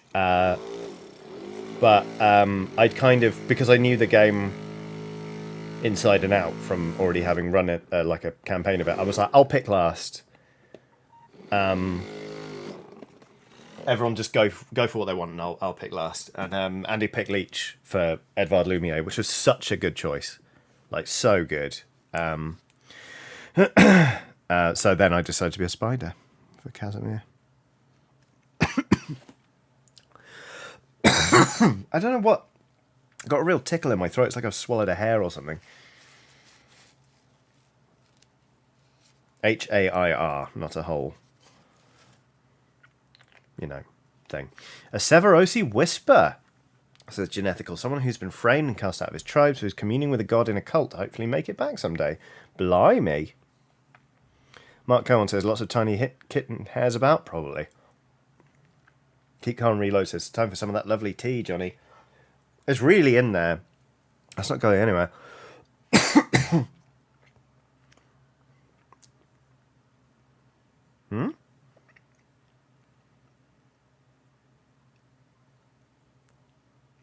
Nope. Oh well, it's fine. I'll just get over it.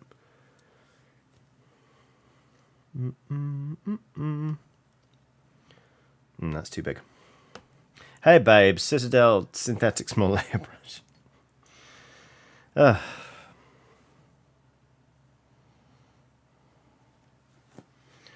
If he says Johnny's secretly a cat, oh, I hope not. It would explain the scent marking. Paint your tongue a weird purple grey. Horrible. You're a nasty frog.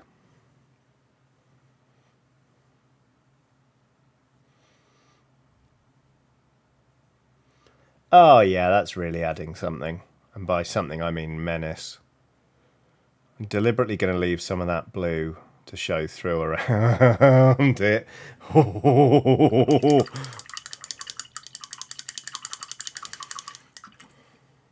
You haven't been cleaning the kittens, have you? No, we leave that to Speedy. Let's see. I'll show you again. Here he comes. Now his tongue's been painted. Oh, give me your money. I mean, there's a hair on my fucking hand. Is that a cat hair? Yes, it is. But, no, not my face. Don't focus on me. Focus on the fucking frog. Come on. Give me all your money. That's what he's like. This team's horrible. Really nasty, actually. Oh, God. And it... Oh, there's my face again. Look between them. Give us some money! There's going to be 7 of these. Hi, I'm Johnny Chiodini. Welcome to Vaguely Threatening Painting Streams. Is that zoomed in or zoomed out? Zoom out. There we go. Oh, that camera's hot. Oh well. Jack Stinton says it's Watto from the Phantom Menace. I fucking hope not. That's a dreadful character. Okay. 2 frogs down. Let's do another frog. It's going to start this frog. Give me the money. Have we got another one that's been primed? I kind of don't want to do that one today. But I think... Hang on. So I was going to do this one and this one. This one and this one. 1, 2, 3, 4, 5, 6. And then 7 for the big guy. Yeah, it's got to be that one.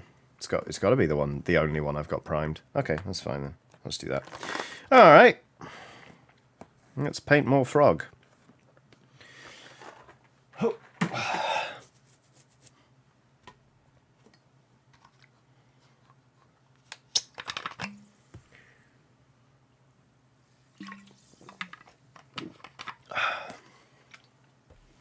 Okie dokie.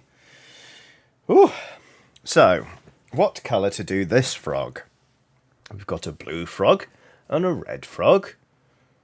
Fusion Woman says, now I want a mean pink frog. I could do a mean pink frog.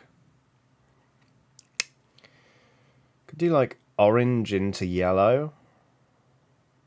Neck of the Kitty says purple. Purple would be good. Purple's a nice colour to layer up.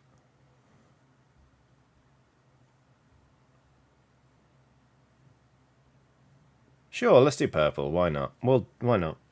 Poskiget says, is green too basic? It isn't, but I've already done a green frog. So I am going to do one that's green, but I'll do it later. Ray Shadowheart has done a super chat saying, so I just tuned in. That was different. Yeah, sorry about that, Wraith. B Muzzer says, what colour do you want the neck muscled squatter to be? I might do that one in green. And really push the highlights, so he's like really neon. Just be like, give me your wallet. You know? Yeah, I'll do this one as green. What time is it? Oh, blimey, bloody hell, it's 5:30. That went fast. I was thinking, should I just go prime this one? Nah, let's work on this one. It's fine. It's a perfectly good frog.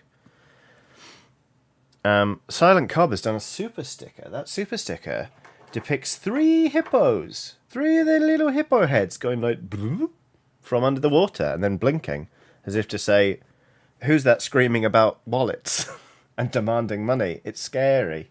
So there we go. Mr. Tom for the Win says, right, folks, I'm going to pop off and get dinner ready for the family. Have a wonderful evening all. Take care of yourself, Mr. Tom for the Win. I hope all goes well with your wife's birthday. I saw you were wrapping presents. You are good. Mr. Tom for the Win streams on Twitch, twitch.tv/Mr. Tom FTW, if you wanted to go over there. I have this. This is an airbrush paint, but it's Magenta Candy. I've never used it.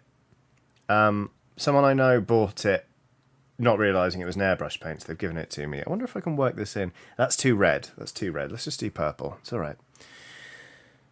Kara is a mess says, who would win, the Teenage Mutant Mugger Frogs or 3 hippos? 3 hippos all day long. They're terrifying. Right. Hi, everybody. No, I found it. Sorry. No, that's wrong. It's Tinny Tin. Hi, everybody, and welcome back to Non-Binary Person Looks for a Box of Paints Looking for a Paint. Today we're looking for whatever the Vallejo equivalent of Zoraeus Purple is. It's called Hexed Lichen. There it is. We will also be needing... When did I buy that? We will also be needing a lighter purple, which I will also be needing some pale sand. We found that. So I think I'll be needing to go into the box and find the... What's it called? This one. The Genestealer purple. And then, you never know, let's get some Fulgrim pink out as well. This doesn't... I mean, actually, no, that works nicely. That's our next frog. So there we go. Danilo Dragon says, very short episodes today. I know. It's wild, so it is.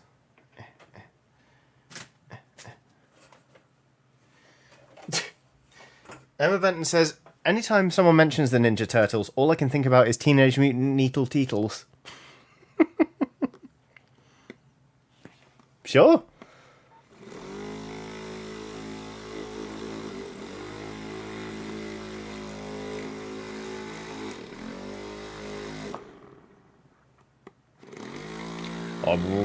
We might have a break at about 1:45, so in about 9 minutes.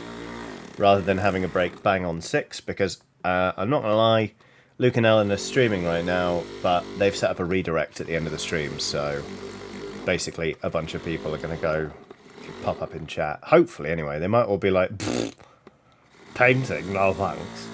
We're like Dark Souls. And then they won't come over, but, you know. Fingers crossed we'll get some new pals in.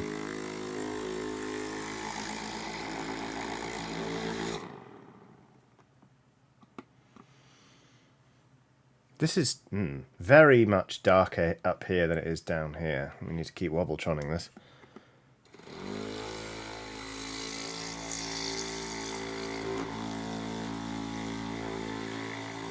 Thunder Cookie says, the bag of Monster Munch is empty and I'm pretty sure it wasn't even properly filled. I'm disappointed. Oh no, sorry. Keep Calm and Reload says, yeah, both E.G., Oxtra and you at once. I was despairing. Chose you though. Thank you, Keep Calm and Reload. That's very flattering. Yeah, it can be a busy old time when you've got a big overlap in your audiences, but... Monk says, if LSPs fancy a cat tank being painted, could you perhaps point them my way? Bloody yes, I can. I'm not sure how to set up a redirect. I'll just paste a link in there, because it's bloody great. I really enjoyed that video. Why did the music just die in my pocket? I'm being called. No, we won't be answering that. I'm a millennial. I don't want to answer the phone.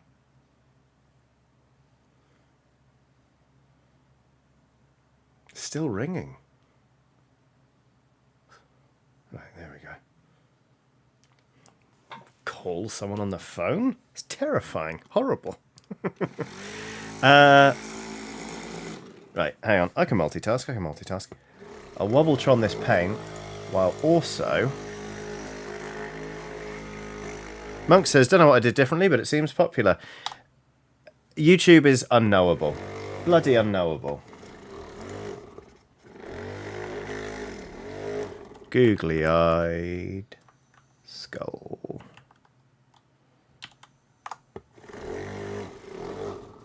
Here we go.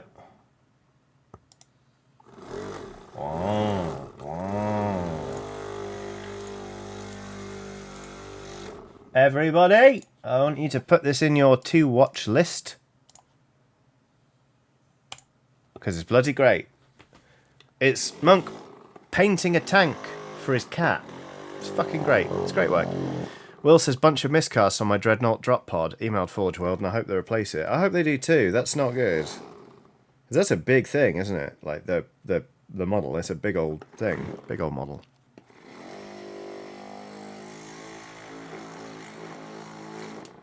Kara's a mess says, "Hey Johnny, I'm thinking of getting a tattoo soon. Any advice?" Yeah, if you have, I don't know if you've picked out an artist. If you haven't, get on Instagram. Instagram is basically, I just use it for window shopping artists. Find an artist you like or a style you like and shop around. Look at their portfolios. Basically, like find an artist you trust. Placement is important, obviously, but like honestly, I think people agonize so much over their first tattoo. Be like, oh, is it going to be meaningful enough? Is it going to be X? Is it going to be Y? Is it going to be Z? I got my first ever tattoo covered up. You can just do that, you know, like. So yeah, just find an artist you like, find an idea you're excited about. On the day, eat really well beforehand.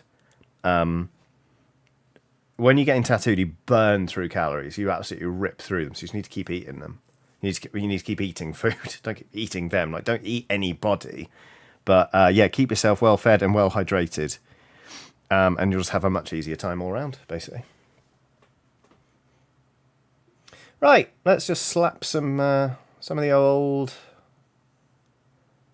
that old razzle dazzle, some of that hex lichen onto this frog. We'll start off with that. After that, I'm going to base all of the metals and stuff because I've been leaving it very late in the process, and that tends to make me nervous because I don't want to finish the skin and then try and paint a cloth and be like and screw it up. So we'll do things slightly differently for this frog.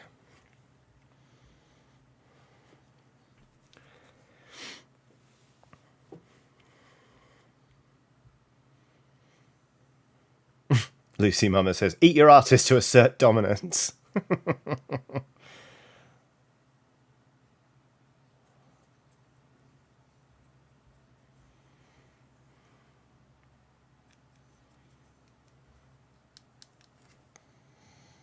Is this frog's butt out? Yeah, it is, look. A little froggy butt. Wow. There we go. Pert little thing. How long did it take for butt chat? I feel like we got quite far into the stream today before it happened. Will says, can't wait to get these tattoos touched up and then never ever do a session that long again. Yeah. I oofed. I had to tap during my last session because it was. I can't really. I hate the feeling of shading, and I just I burn through all my reserves so fast when I'm getting shading done. Whereas line work I can sit for all day long, but it was shading on my stomach, and we were going to try and do the whole tattoo in one day, and then I was just like, you know what, that'll do me for now. Thanks. I'll come back because it was just it was very, very painful. And I thought, I'm all right. And my artist was like, yeah, don't even worry about it. You've got nothing to prove.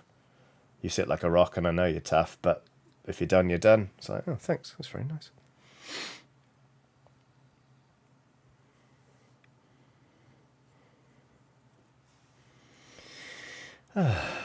Will says, I'd get shaded all day, to be honest. Yeah, that's the funny thing. Like, tattooing feels different for each person. Like, different areas are really painful. Different sensations can be very painful or not, as it were, for people. I like when they get the mag out and they're just like, nye, nye, nye, nye, nye. I hate it. I hate it. Carrie Choi says, well, my mum just handed me fresh watermelon that my dad grew. Watermelon for lunch? Yes, please. Well, that sounds bloody fantastic. Cara is a mess says, I have regrets of Googling frog butt. Is there something I'm missing? Is frog butt slang for something? Will says, yeah, nah, line work is icky. That's the thing. Line work, not a problem. All day long for me. Weird. Why is everyone regretting Googling frog butt? I mean, the inevitable... You know what? I'm just going to do it myself. Of course I am. Let's see.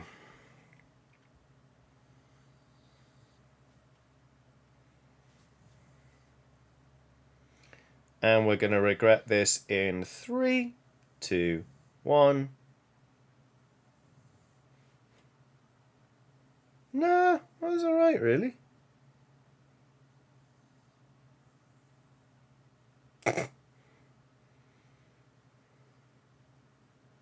Frog butt. There you go.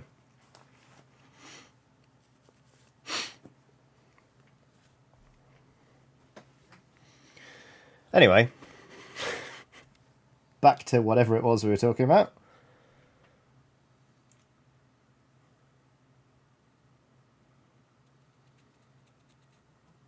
Kara's a mess says, well, we got Johnny to Google frog butts. Low hurdle, that one, though. Of course I'm going to Google frog butts.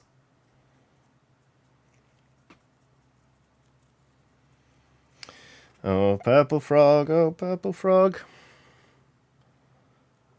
Painting with hex lichen.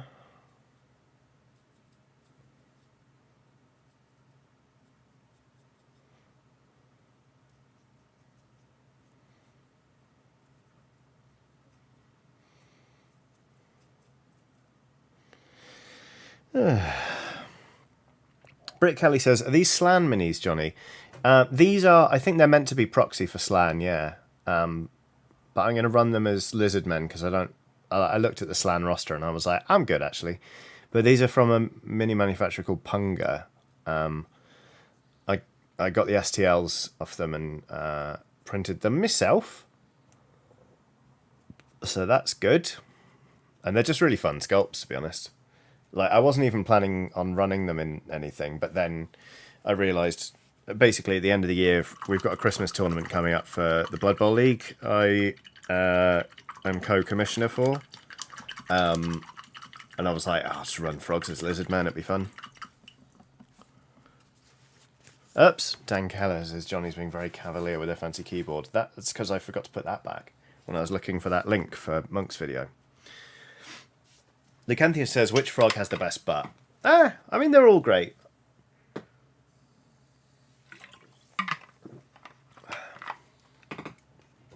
If Muppet's Christmas Carol is to be believed, Kermit's butt has a squeaker in it.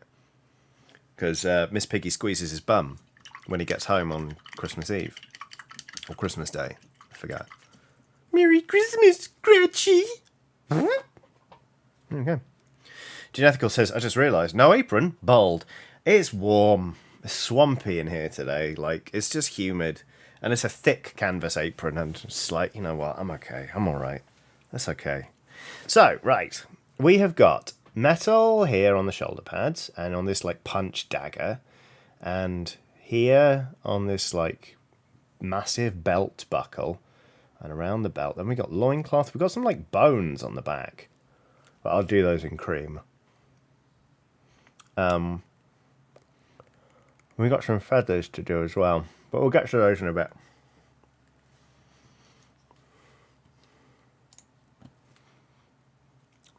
Danella's Dragon says, bye, I'm off to board game night. We'll watch the rest tomorrow. Take care of yourself, Danella Dragon. I hope board game night is a bloody delight. Hope you have a great time. Killjoy695 says, hey Johnny, I posted a YouTube link to the SWAT Cats intro earlier in the stream if you want to watch it later. Unfortunately, it didn't hyperlink. I'll look it up, because I am curious.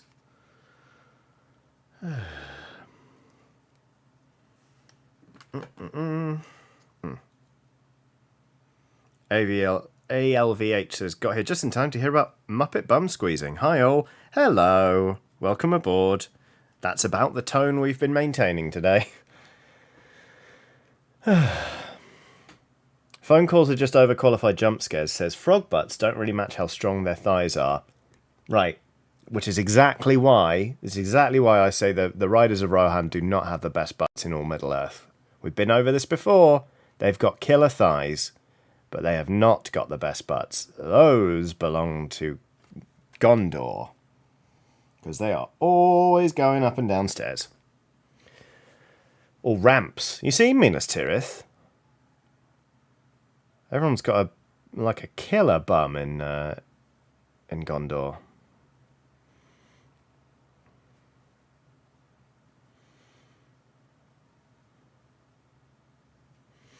This paint doesn't go on brilliantly. Fuck you, the paint. I'm in a very weird mood today. I'm sorry, everyone.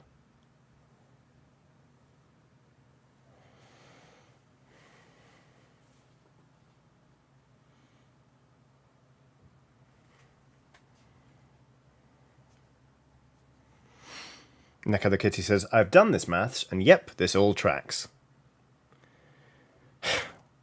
Draco999 and Will both say, today? Well, yeah, just because I'm also in a fucking weird mood the other times doesn't mean I can't be in a weird mood today.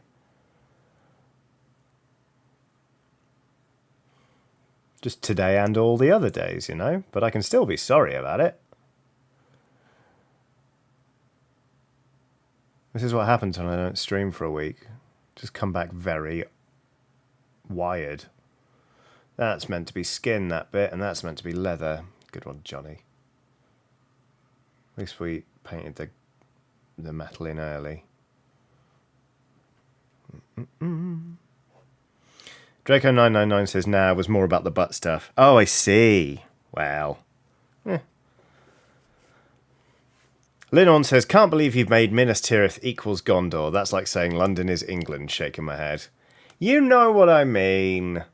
There's lots of bloody people in Minas Tirith. Sure, there's lots of other places in Gondor, but they've probably got great bums too.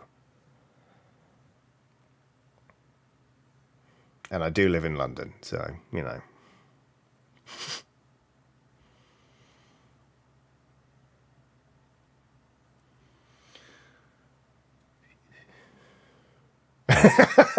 Will says all in caps. Oh, sorry, I overlooked the huge population of fucking Osgiliath.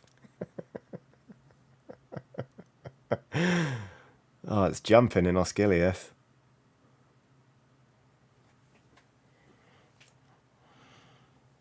Break out some ale, these men are thirsty. Hooray, Boromir. I still maintain that as much as I love the New Line Cinema Lord of the Rings films, they did Boromir dirty. He's not a villain.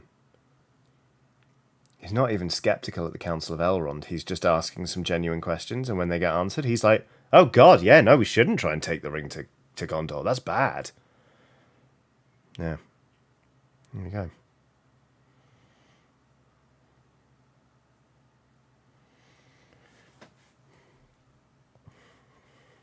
Titan Uranus says, don't bully Johnny just because they're London-focused. I'm sure they can name all the counties of England. Yes. Yes, of course. In fact, it's so obvious I won't even do it. I refuse. It's so beneath me. I know them so well. Linorn says, Dol Amroth, mate. I have an unhealthy obsession with Prince Imrahil. And his butt? Emma Benton says, okay, name them then. No, Emma, no. I said, I know them so well, I shouldn't have to, and I won't. How many counties are there in England? I'm asking to see if you know.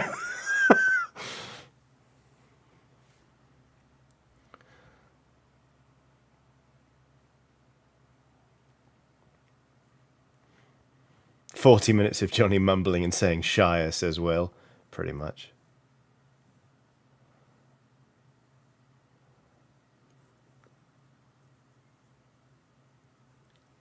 Blue Deck says, I worry that I could probably name more US states than UK countries. Yeah, same.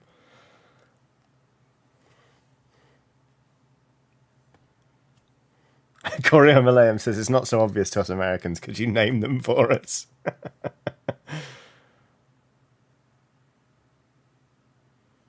Faye Gibbons says, that explains why Oxventure has never come up north. I really want to do a show up north. But number one, hasn't MCM stopped being a thing in Scotland? We could never make it work, unfortunately.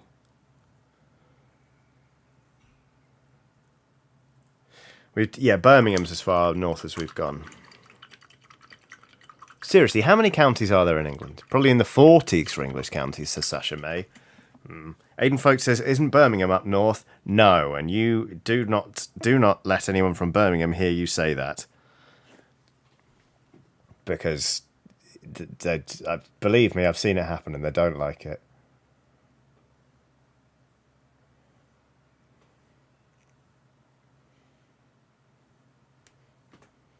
48 counties. Fucking hell. Monk says Camden is north. Yeah, you've got Camden, then you got Watford Junction, and then 5 miles north of that, bang, Hadrian's Wall.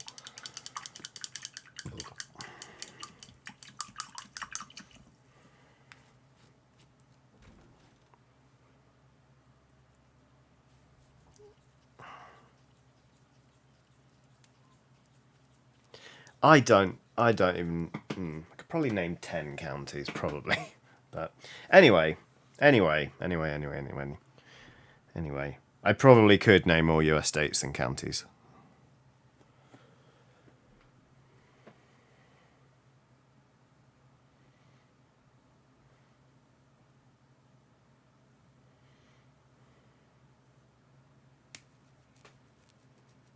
Phone calls right just overqualified jump scares says. Coming off as a Londoner who knows every single county can easily be perceived as arrogant. Obviously, Johnny knows well enough not to fall into that trap. Yup.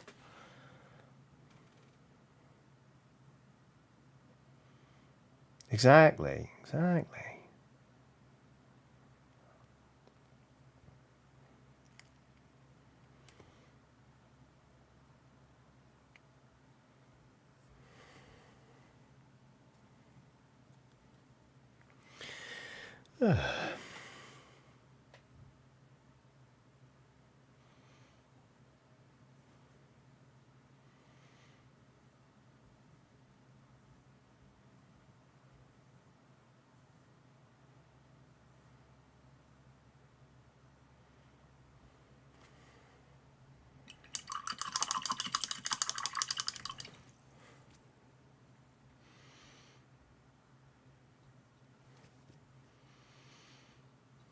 Flooded with water. Oh, fuck. Oh, Christ, I dropped my brush.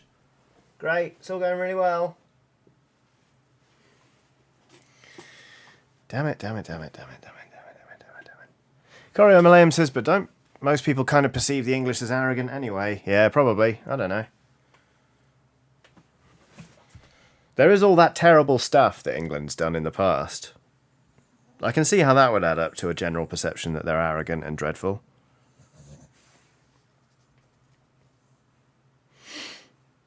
Just saying. Right.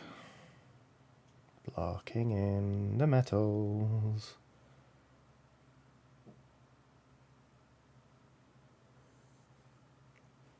Oh, it's warm. It's very warm. Maybe we should... Oh, no, it's nearly 6. That means we're going to get an influx of people.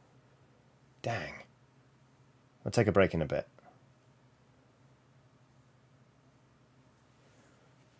Okay.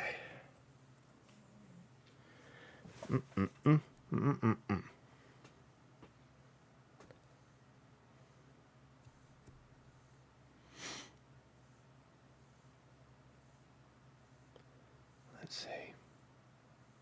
Jack Wood says, right, Sigvald is actually done now. Nice work, Jack. Is that the shield fellow?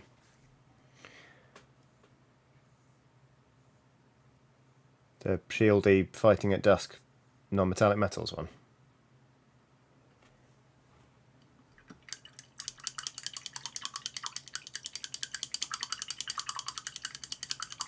Yes, says Jack. Congrats on finishing that. That looked like a lot of work. Well done.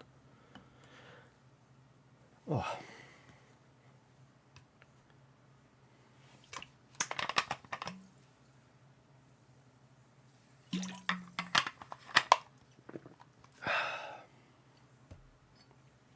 All right. We've got some brown to base in, and then we'll...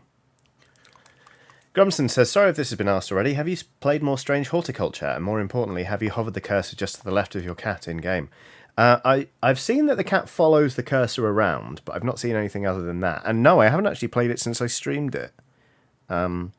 Which is silly, because it's fantastic. So, Rob C says, back from the gym, now to chill and watch you painting some horrible frogs. Well, welcome back, Rob. I hope you stretched adequately so that you don't get unnecessary muscle pain. But yeah, good job on going to the gym. And here's a horrible frog for you. He wants your wallet. And he's got a knife. So give him your wallet. Give him all your money. Give him your phone. Etc, etc.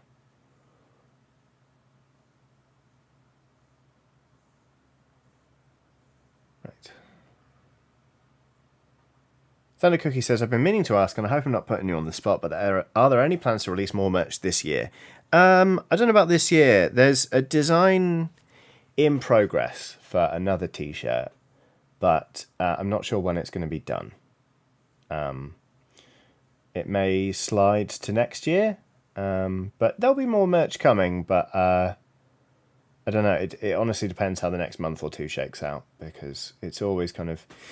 Even though I no longer, like follow the release schedule and have to do loads of work when like the glut of Q4 games comes out, etc., etc. The end of the year still has a way of feeling like a big rush and a big exhausting time sink until I finally sort of stop working on the 23rd or 24th and just sink into the sofa and do a big sigh of relief. So we'll see vis-a-vis merch, but after a time, I'm going to relaunch the Skelly Pals t-shirt so people who missed it first time around can get it. Well, can get it, but there we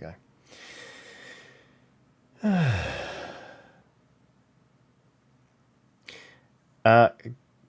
Goose Bremer, or Gus Bremer? Goose? Says, Johnny, I've been looking for a somewhat quick minis game to play with a friend. Is Blood Bowl a good fit, or does it take some time to play a single game? Blood Bowl can take hours. I love it, but like a game can take like 4 hours easy.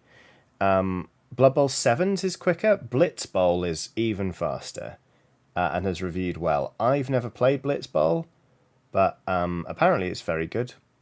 So, yeah, I wouldn't say that Blood Bowl is the fastest, really, but it's great. So there we go.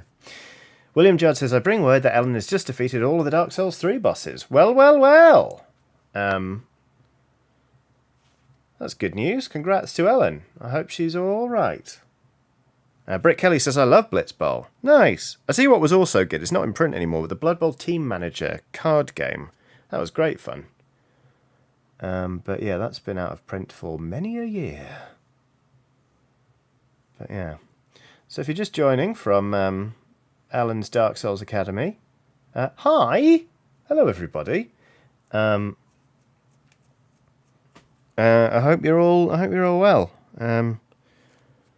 You might know who this I am Johnny. You might not know that I am Johnny. If you don't know that I'm Johnny, hello, I'm Johnny. This is my channel. This is where I sit and paint miniatures and play video games and swear like a trooper.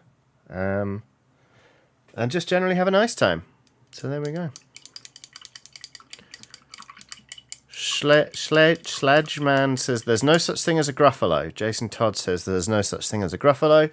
Phil McThree says there's no such thing as a Gruffalo. Naka says there's no such thing as a Gruffalo. The Gruffalo truthers are here. Great. Kara's a mess says apparently there's no such thing as a Gruffalo. They got to Kara. Come on. The Gruffalo truthers. Come on. Nothing sacred. So, I'm going to leave the feathers on this frog for a little bit, but this guy's got, like, bones on his back, and I'm wondering if I do want to do them in, like, bone colour, because that might take away from, like, the highlights on the skin. I don't know. Mrs. Treeman says, Johnny, you are not going to Zoom intro for the recent arrivals? Outside Extra and their viewers just joined. Say hello. Hello, everybody. I hope you're all very well. This is the first time I've ever had like a referral thing.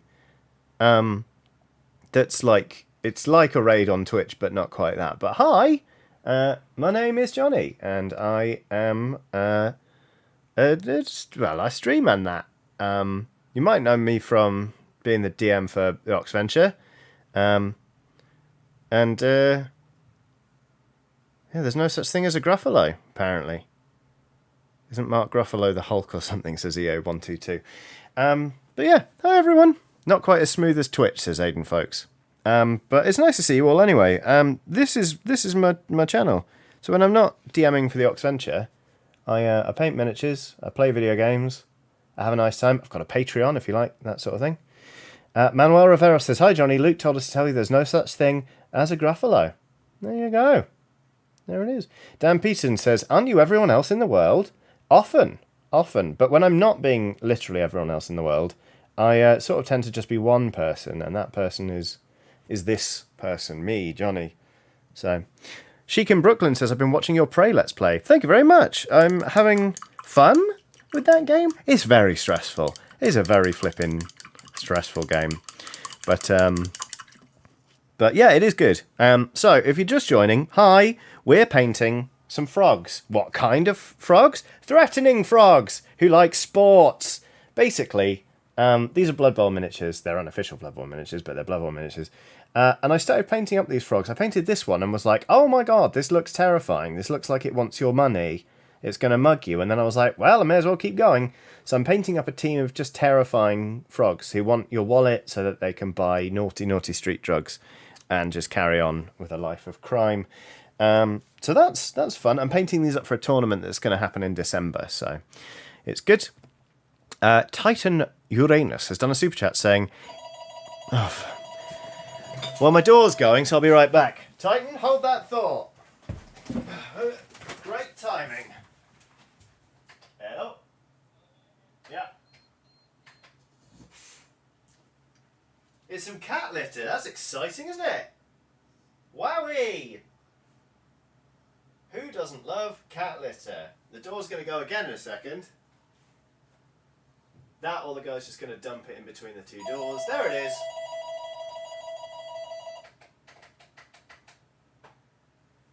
Yep, great. Well, the man's in the building now with a sack of cat litter, so that's fun for you and for me. This makes me look professional, doesn't it? Okay. Titan Uranus is on a super chat. That reads, if these people are like raiders, are they Twix? Titan, why? And for Pete's sake has done a super chat saying, Johnny isn't just one person, they are the best person. The chill vibes are perfect for Monday. Thank you very much for Pete's sake. That's really lovely. Lillian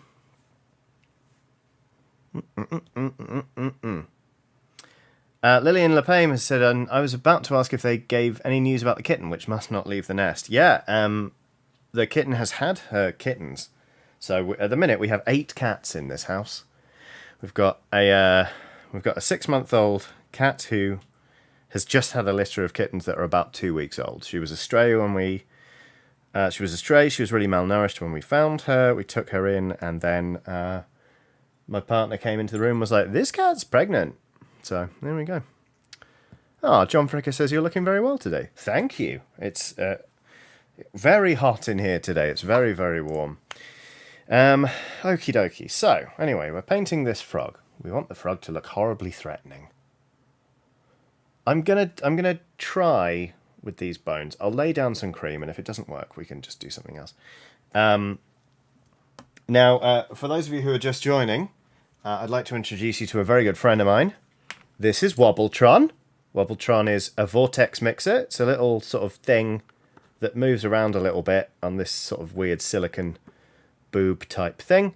But when you press down... Ooh, what does that do? It agitates paint. That's what it does. And it's bloody great. Colby Jackson says, do you paint 40k minis? I do, not loads. I have a small Adeptus Sororitas force. And I like Kill Team, I just got into that. But the Leagues of Votann, cannot wait until they come out.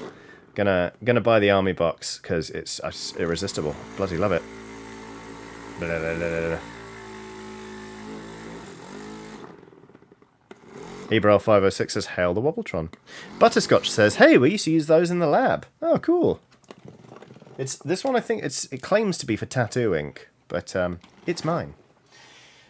Jack Wood says, 40k minis, you say? Yes, Jack. Jack is a tremendous painter who does paint a lot of 40k and 30k, like Horus Heresy stuff. Over on twitch.tv/ThemboJack, if you want to go check them out and catch their good work. Generally speaking, we've got a pretty nice community going on here, though. If you aren't aware, my community calls itself the Lovely Skelly Pals. They're just a great bunch of good time skeletons. So if you want to become a Lovely Skelly Pal, done. There you are. Welcome, lovely Skelly Pal. That was easy, wasn't it? Easiest indoctrination ever. Anyway, let's get some cream on this here bone detail on this frog.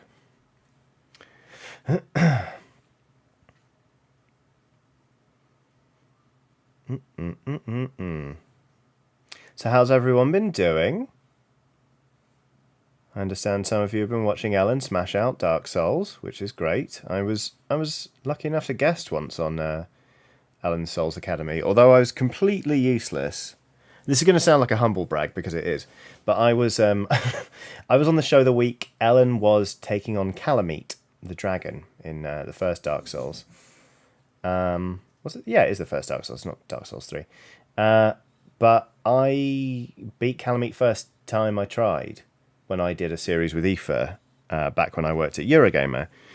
So I was like, oh, I don't really have any advice for you. Apparently, she completely destroyed Dark Eater Midir. Oh, great! That's tremendous news. It's God, it's nice when you just see someone absolutely body a boss, isn't it? Reminds me, I really need to get back to Elden Ring. I haven't played it in months. But it's kind of one of those things where it's like, oh God, I don't really remember what I was doing or where I am. Should I just restart? And it's like, no, don't do that. So, Thunder Cookie says, well, Midir had it coming. Ellen beat Dark Eater Midir in less than what, an hour? Says Stephen Bracel. Brassel? I've said it twice, so I've definitely said it the wrong way at least once. Nice. Very good. Very good.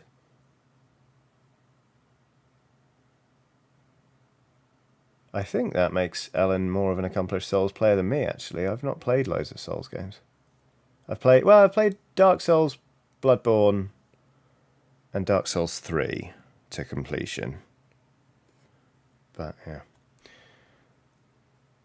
Moriax42 says, Johnny, would you ever return to Hotas Souls out of interest? I would. I've been meaning to do it. For those of you who aren't aware, I have in the past, I've done 2 streams where I'm playing Dark Souls on a flight stick and throttle, which is counterintuitive, but we've done all right. We're almost at Blighttown, I think. I should do that again, because it is a good giggle. Thank you for the reminder. Oh, goodness. All right, Carrie Choi has done a super sticker, and so has Aidan Folks. We'll start with Carrie Choi's, because it's a gentle lead-in to the horrifying truth I'm about to reveal. Carrie's done a super sticker of a pear. Now, pear, as you probably know, is a piece of fruit. And normally, they don't have things like arms and legs and a face. This one does. This one has arms, legs, a face, is wearing shoes, has a sports headband on. So, like, they're pretty advanced. This is a fairly, significant discovery for science that this pear is sentient and has limbs and a face. And also seems to be loving, because it's sort of standing there like this, and then it goes like, mwah, and blows a kiss. And as it does so, hearts pop out around it, and hearts like ping into its eyes, and they just seem to, they seem to be having a great time. Then things get weird, because here comes Aidan Folks. Aidan Folks has done a super sticker. It's the exact same pear. But the pear's countenance has changed entirely, because the pear isn't sort of dancing around now, and doesn't seem sort of, like ill at ease or anything. The pear seems delighted with itself, and it isn't moving very much. It's just sort of standing there with a hand on their hip and a mug in their hand, right? But repeatedly they keep going like, ha-ha, raising one arm and thrusting the mug toward the screen, at which point you realise this mug is full of a red, viscous fluid that, in my opinion, can only be blood. Why is the pear so delighted? Where did it get a mug of blood? Why a mug? Why is it showing us the blood? It's, generally speaking, quite troubling. I regret to inform you, if you've never watched one of these streams before, it happens a lot. We see the blood pear a lot. And it's weird and bad. But, so far we don't have enough evidence for a conviction. So we just sort of have to endure it and hope that we aren't next, So I'm sorry to have now given you knowledge of the blood pear and its terrible whims, its love of just mugs of blood, but I felt it was better to warn you than to let it go like go without mention, you know? So yeah, be safe out there, everyone, because there's a giant pear that likes mugs and blood. So there we go. Marcus Bayer says, the pear only evolved feet and arms due to pear pressure? Sheik in Brooklyn says, I like to think it's red wine and this is inviting you to poach it. I've never seen red wine that viscous, Sheik. I just don't trust it. I just don't trust it. You know? I think that pear's capable of a great and terrible violence. And I think we should all be very careful. Angel Beat has done a super chat saying, to the tune of DuckTales, blood pear, woo! There you go. ALVH says, I'd love to see the blood pear appear in Oxventure. Oh god, I don't want to pass on the curse. This isn't The Ring. Not passing around a VHS of Sadako getting out of a well. They're people I care about. I don't want to do that to them. Neko the Kitty has done a super sticker. This one is not a pear. This one is a peach. It's just a peach. It doesn't have arms or legs and it doesn't have a face. I'll tell you what it does have, though. A very pleasing shape. The shape of this pear sticker and sort of the way the light falls across it to create a shadow, I'm not going to lie to you, makes this pear look a lot like a butt. And that's great fun. There we go. Lovely butt pear. Thank you very much, Neko the Kitty. So, let's see. I said I was going to do the feathers later. I will. Let's just start layering up the skin now. I think that's a good use of our time. I'm going to have a tiny bit of water, actually.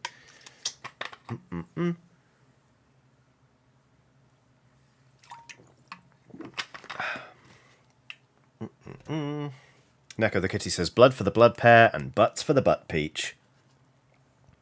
It's a compelling argument, you have to agree. Okay. Right, so we're going to get a little bit more hex lichen.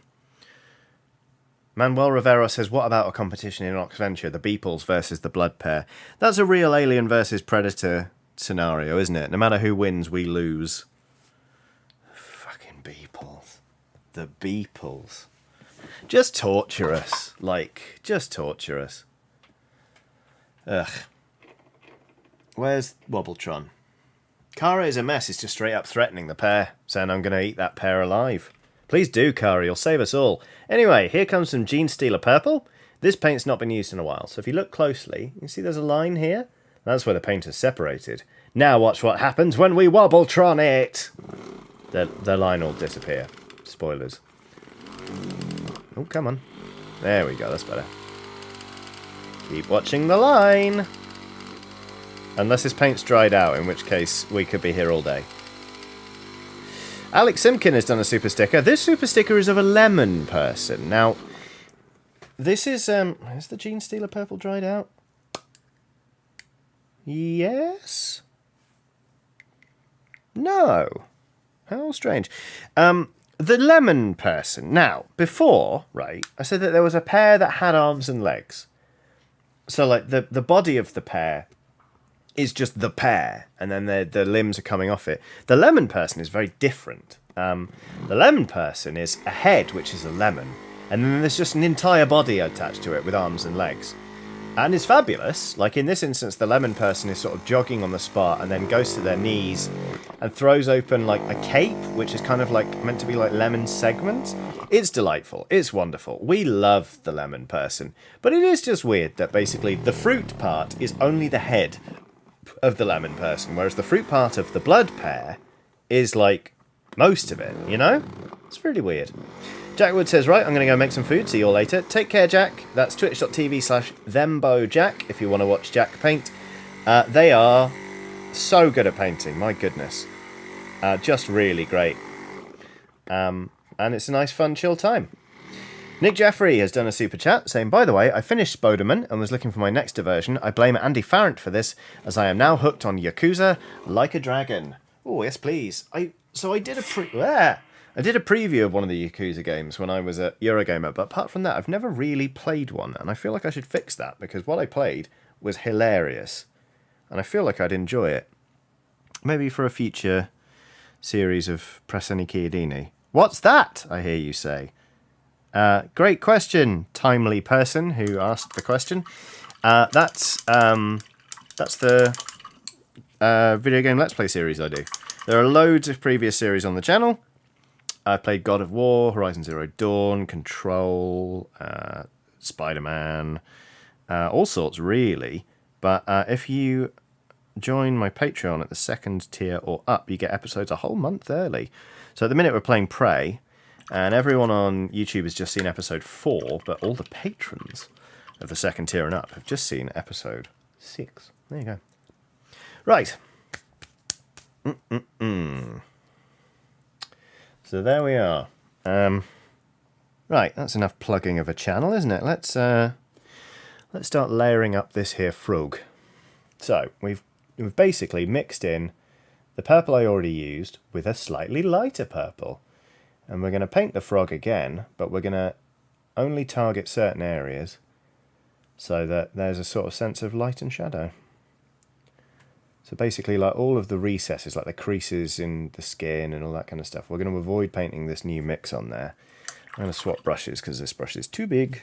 And then sort of, we're just going to keep using lighter and lighter paint, kind of like we did on this frog, to build up that sense of colour. There we go.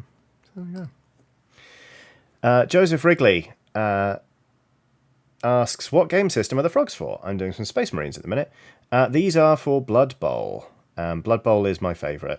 It's just, I think it's hilarious. I run a league with some friends here in London, which is just great fun. We're in our second year now, second season, but we have a Christmas tournament every year where we play sevens, where, as it sounds, you only use 7 models rather than the 11 that you normally use in a Blood Bowl team. And this is my team for the tournament. Everyone paints up a team for the tournament. It's really fun. So yeah, that's what we're up to today. Just horrible, threatening drug frogs. Really horrible. Just really threatening. Nasty little bastards. Count Uranus says, this frog looks like an MCU villain. What's his name with the gauntlet? Oh, Mickey Rourke in Iron Man 2. I know. No, I made myself laugh. I couldn't keep the bit going. Thanos in it.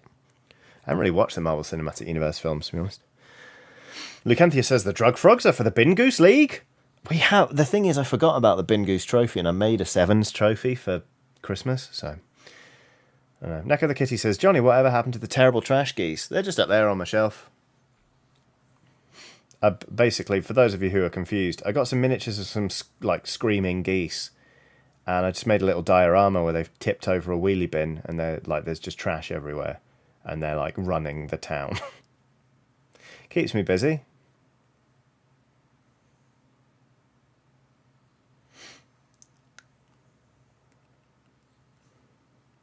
Frodo Baggins says, I'm looking forward to Blood Bowl 3 coming out at some point. Yeah, I think it's going to be good. Although I find it really hard to play that video game because I cannot do a turn of Blood Bowl in just 4 minutes. That's so hard. I need more time to think. So yeah, I tend to play physically rather than digitally. But if you were curious about getting into Blood Bowl or giving it a go, but you didn't want to just buy a bunch of minis and the rule book and all that kind of stuff, the video game's great. It's a really faithful adaptation. So the Science Boy says wheelie bin is top British. It's a bin on wheels. It's a wheelie bin. Is what it is, you know? Nick Jeffrey's done another super chat saying, also, Needle Teetles reminded me of 2 things. Mum once ordering squashly freezed OJ at a bar. Brilliant. And a Tesco customer asking for stroked smeeky bacon. That's a good one. I believe those are referred to as spoonerisms, aren't they? Where you mix up 2 words. I've done some absolute howlers before. Thankfully, none of them are springing to mind right now, but yeah, there are some bad ones. The Kiwi Farms guy is thrown in the towel. Yes! Get off the internet, you Nazi fuck. Thanks for that bit of info, Will. That's the first bit of good news I've seen all day. And boy, did I check the news earlier. But the less said about that, the better. Hugh sent Ledger? Sorry. It says, hey Johnny, I watched your TED Talk. I was wondering, could I get your 2p on it? Yeah, the TEDx talk I did. I mean, it was a while ago now. It was like 2016, maybe. That's one of the best things I've ever got to do in my career. Really, it was really flattering to be asked, and it was a challenge to explore the topic of video games and mental health with an audience that I knew predominantly didn't play games, which is why it's all very straightforward. Like at one point, I literally explained what Tetris is, but yeah, I feel like the conversation's significantly moved on from where it was when I sort of gave that talk, but it's still one of the things I'm like legit proud of doing. It's great fun. My only regret about that TEDx talk is that I missed the last train back to London from Manchester and had to get a National Express coach to London that left Manchester at 12, like midnight. So I got home at like 7 in the morning, really dehydrated. But apart from that, it was a bloody lovely day out in Oldham. So there. I'm still friends with the organiser, actually, of that TEDx event. So it was just really nice. So there we go. If you listen very carefully, you can probably hear my dog snoring. There she goes.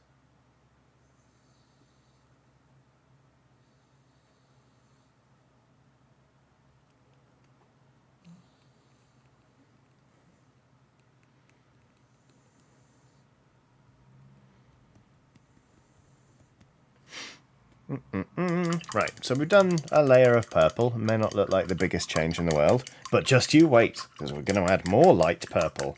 And we're just going to keep going. Have a tiny bit more water as well.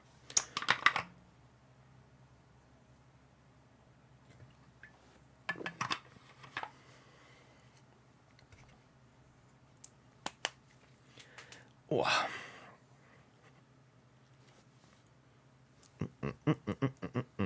Thomas Driggers says, how many tattoos do you have, Johnny? I don't know. I genuinely don't know. And I'm vaguely suspicious of really heavily tattooed people that do know the exact number. That, for some reason, for me, is weird. Let's have a think. 1, 2, 3, 4, 5, 6, 7, 8. So 8 on this arm, I think. 5, 6, 7, 8. 9, 10, 11, 12, 13, 14, 15, 16, 17, 18, 19, 20, 21, 22. This is the difficult bit because I have to remember the ones on my calves, and that's hard. 23, 24. 25, 26, 27, 28, 29, 30, 31, 32, 33. I think I've got 33. I think. I'm not sure. There we go. As Abiel says, all of them. There we go.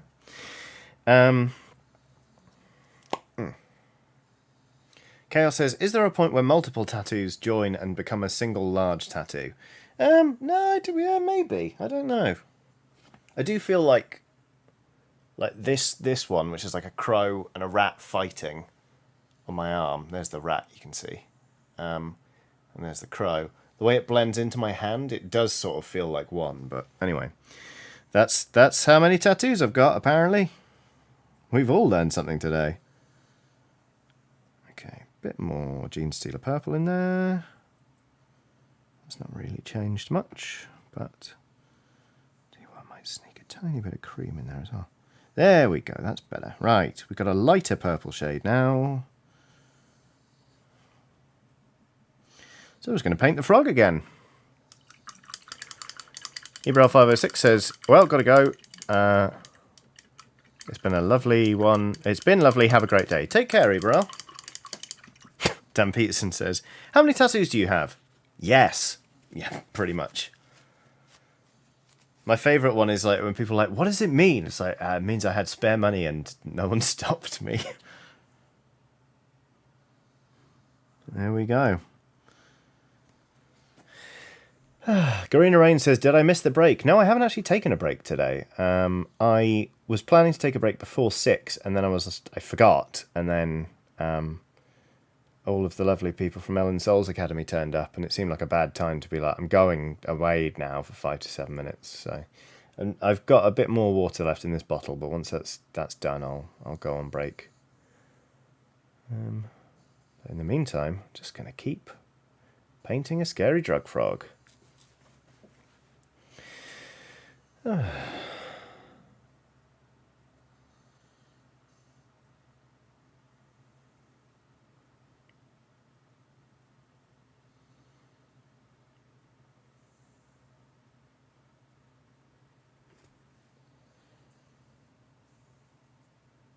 I also forgot to put any music on in my ears.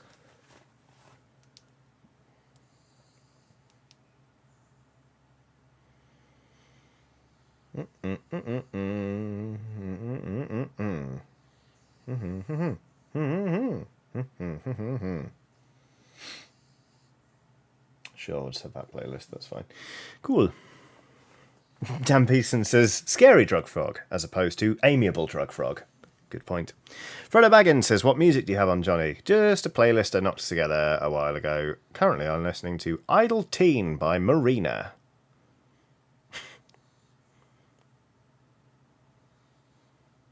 Maybe I'll respec and become a radio DJ.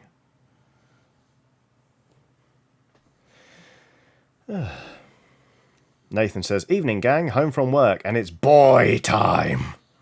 How intimidating, but nice. That sounds good. Welcome home, Nathan.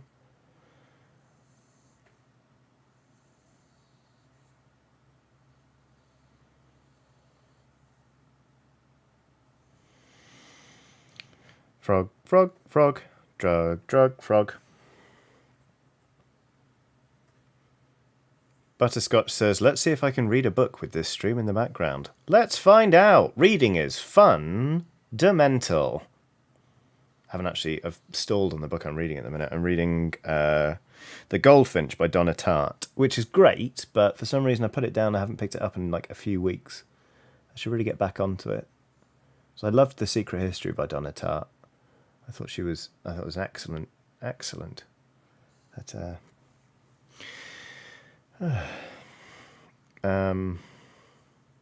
right, what else needs painting? The whole frog, really.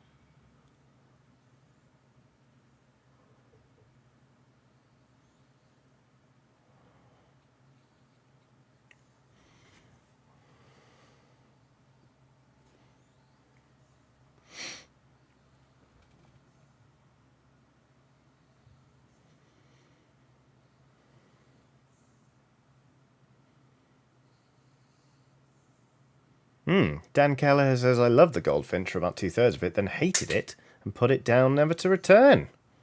Oh, interesting. It takes a lot for me to put down a book. I sort of always force myself to finish even if I hate it. But, that's interesting.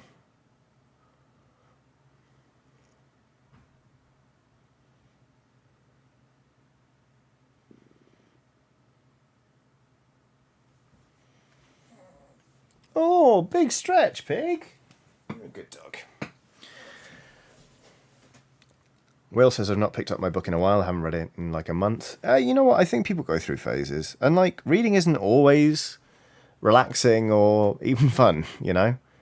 Like, and I think that's fine. I think a lot of the time, people are made to feel bad if they're not like a literary person. And like, I try and read a lot. I did an English literature degree. Like, I love reading. It's great. But also, I don't really see the point in being like, you don't read, blah. Because not everyone consumes media in the same way, you know? Like, people who get sniffy about audiobooks are the worst. When they're like, you didn't really read it then if you listen to it. It's like, up yours. Like, don't gatekeep how people get a story into their heads. It's like if somebody was like, I read Beowulf the other day, and I was like, it's not the same if there isn't a scold doing it from memory. Like, fuck off, man. Like, reading's great, but, you know, it doesn't make you less of a person if you don't do it, or if you find it hard, or if you just don't enjoy it. That's also fine, you know? But also, and forgive me if you've watched streams from me before, and you're familiar with this. I also hate people who are really precious about their books, and they're like, "Ooh, oh, I don't, ooh." Got to like have to read a book like that to protect the spine. Like, yeah, if it's their book, they can treat it however they want. But like, when people are mortified that I dog ear pages in books, or like that I'm fine with the spines cracking, it's just like, I'm not destroying the literature. It's just this book looks a bit beaten up now. That's fine. Anyway, I'll save that proper rant for another day. Right now, we're just painting a little frog. There's a little terrifying purple frog, you know? Carrie Joy says, oh, I remember you breaking a spine. It hurt. Yep. Will says, read books the way they're meant to be read, ripping out each page as I finish with it. Yeah, and eating it, right? There you go.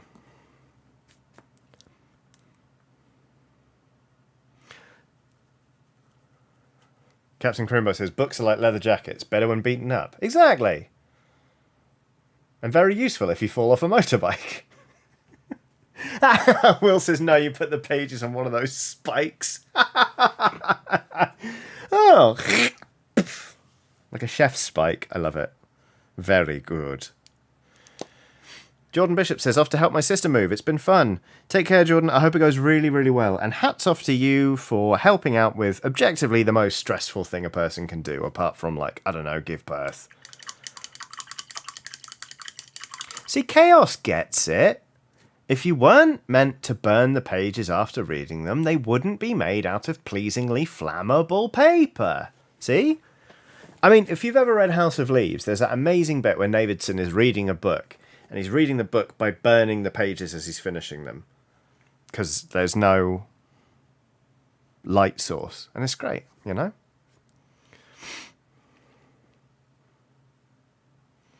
Kimberly Allen says, hello everyone, I've arrived fashionably late on this nice relaxing Monday. How are you all? Very well, Kimberly, but for one little correction, you have not arrived late, nor are you early.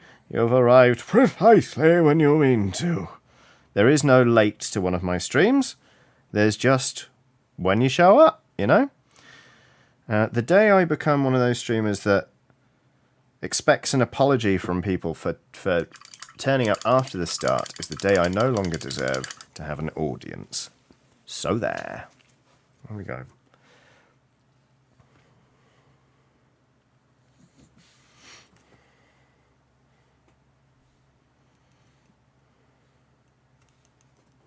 Kara's a mess says, I'm thinking of rewatching Lord of the Rings. I think you should do it, because it's great. I really haven't... I am going to try the Rings of Power. I don't really have... For someone who's a big Lord of the Rings fan, I don't really feel like I need stories in that world, in a TV show format. But also, I should give it a go. Why not? Why not? I might like it. So I will give it a bash, but... Right, I'm just going to paint this frog's bum. There we go, painting a frog buttock.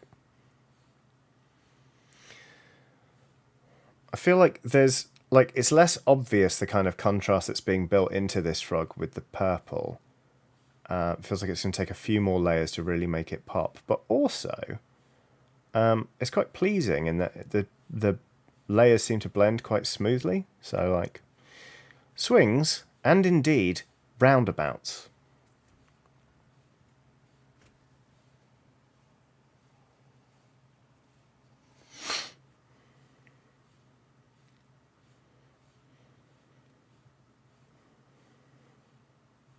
Tori Anderson says, sup Johnny, me and my friend Glenn are watching you and awaiting our bakes to finish baking. Please wish our brownies luck in their journey to our mouths.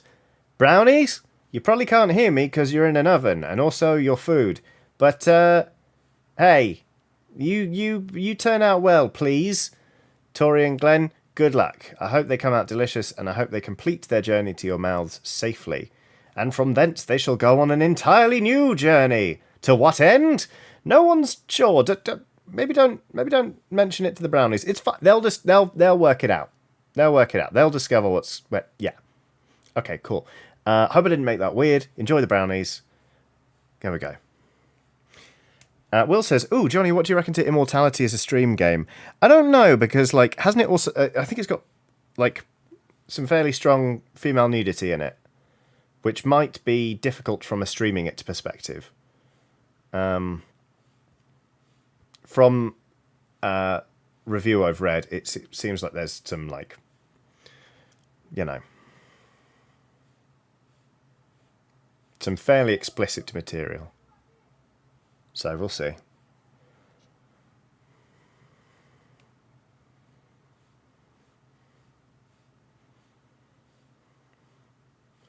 Dan Kelleher says, it has lots of boobs and bums. It's quite a fun mystery, though. I mean, all the best mysteries are fun and have lots of boobs and bums. Like that bit in Hound of the Baskervilles where Sherlock Holmes goes to a strip joint. Made myself laugh.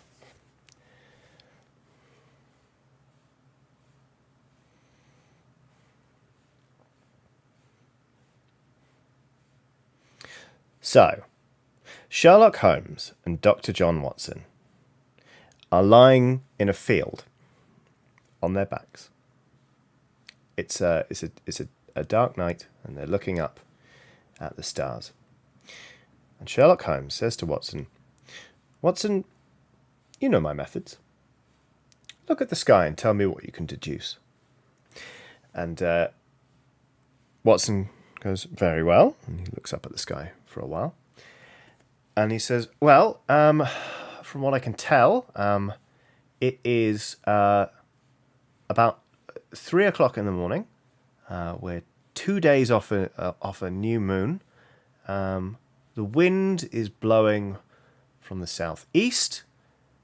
And it might rain sometime tomorrow afternoon. Sherlock Holmes says, oh, very well observed, Watson, except for one key detail you've missed. And Watson says, what's that? Sherlock says, our fucking tent's been stolen.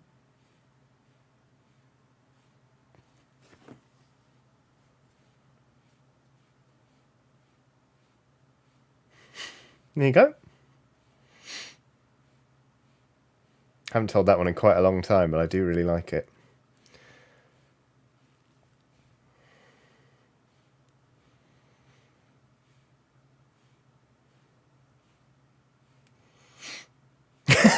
Thomas Trigger says, lol, I hate you. Yep, there you go. There you go. There it is. Glad I could help, my good pal. I paused my music then to make sure I told it well enough. Genethical says, you know what Sherlock Holmes' favourite cheese? Emmental, Watson. Emmental, Watson. Damn it. Chaos says, I have a joke I reckon you'd love, but is also very much not suitable for stream. Could you send it to me on Discord? Please. Because I would love that. Thank you.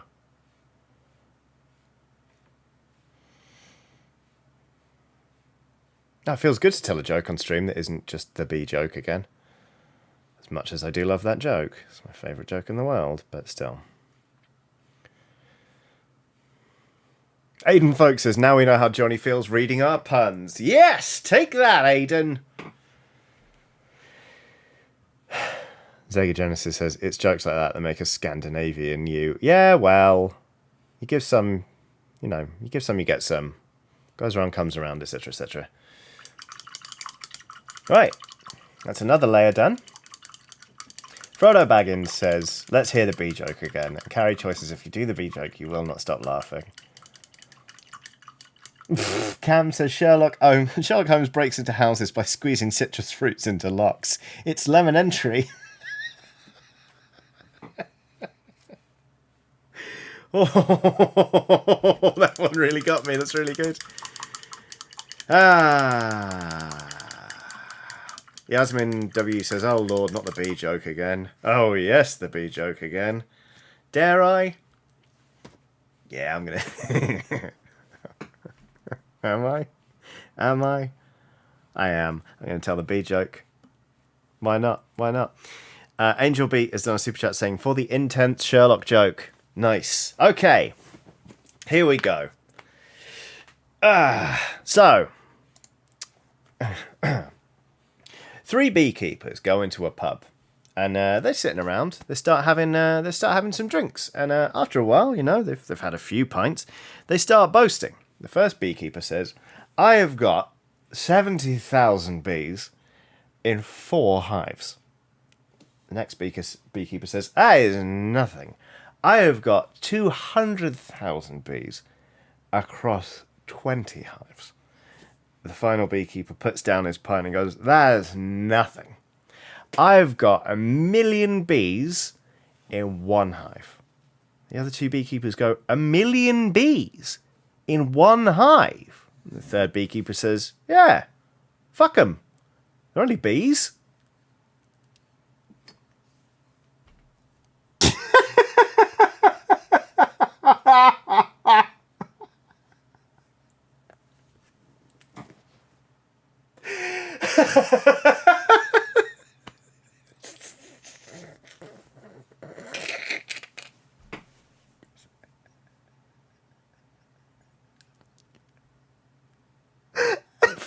Every time. It kills me.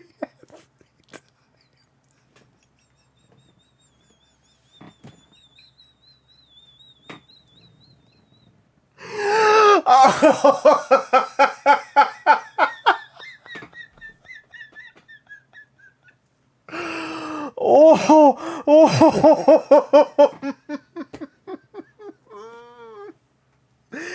oh, my stomach. Ah.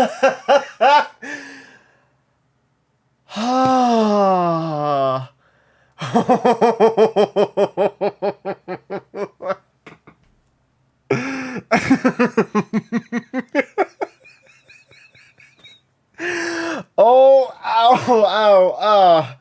Okay, alright, it's cool. We've done it. That's the bee joke, everybody. Hope you enjoyed it. Tip your waiters.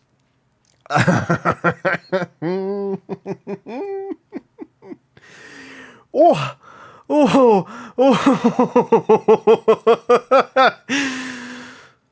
Okay. Okay, Meredy Ship's done a super sticker. It's just a heart, which is really nice. Thank you, Meredy. That's lovely of you. Thank you. Okay, all right, we're good. We're good. We're good. We're good. We're good. We're good. We're no. We're fine. I'm gonna stop. I'm gonna stop laughing at the bee joke now.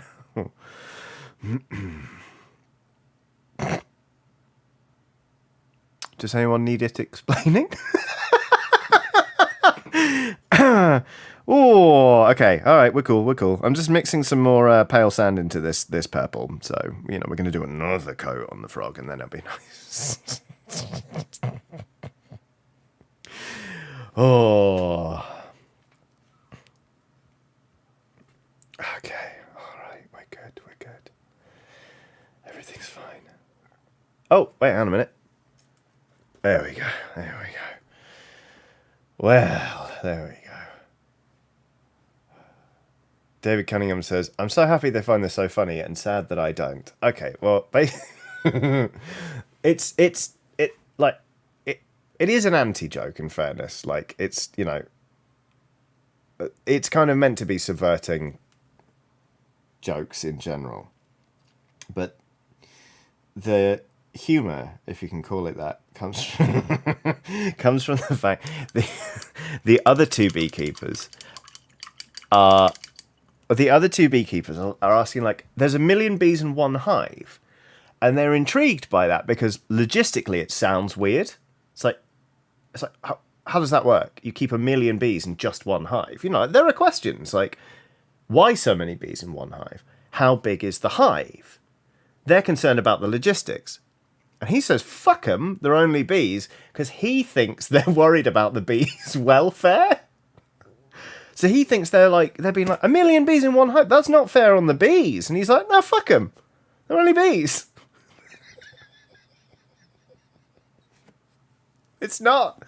It's, it's not a very cromulent joke, to be perfectly honest with you. It's just an anti-joke, but it makes me laugh so much every single time. As you may have seen, I just find it extremely funny. Oh, there we go. Dan Keller says, that set me off again. It gets me as well, explaining it every time. Fuck 'em. They're only bees. Oh, it just kills me. It just kills me. Every time. The bee joke. And every time I can feel what little respect cherished community members like Emma Benton have left for me just slipping away. Just a little bit more every time. Every B joke, I lose them a little bit more, drive them that little bit further away. And you know what?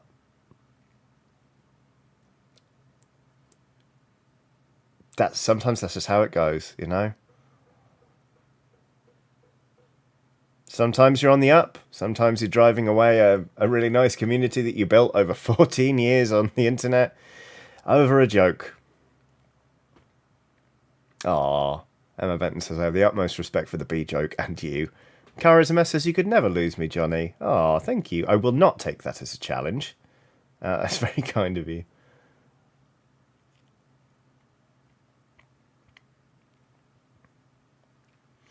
Painting a frog. Ba ba ba. David Cunningham says, to be clear, I didn't need the explanation. Oh, I'm sorry, David. Sorry. Fusion Woman says, I do not find this funny at all, but I sure hope you'll tell that joke many a time more, because seeing you lose it over it is sure a thing of beauty. That's easily the 4th or 5th time I've told that one joke on this channel. So don't worry. It's it's coming. It will be told again. Worry you not. Or worry you lots, depending on your position on the B joke. I just love the B joke, you know?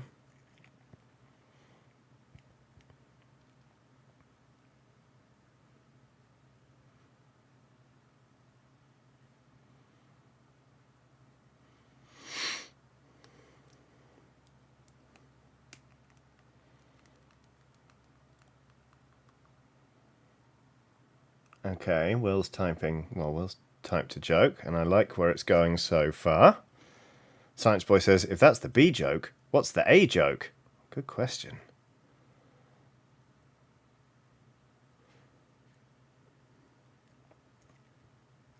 Ronnie, who's sort of one of the regulars on the stream, told me a good joke about an elephant, a good anti-joke about an elephant climbing a tree, but I can never get it quite right. So I'll leave it up to them.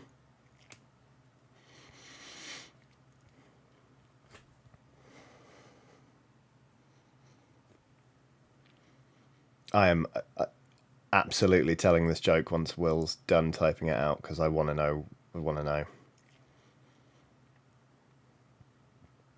know where it ends up. Lillian Lepame says, is it already tradition to tell the B joke at conventions like EGX or MCM? If it isn't, it should be. The problem is that I only really appear at EGX and MCM these days with the Oxventure, and we try not to swear, so... And screw 'em, they're only bees. Doesn't have the same ring to it, you know?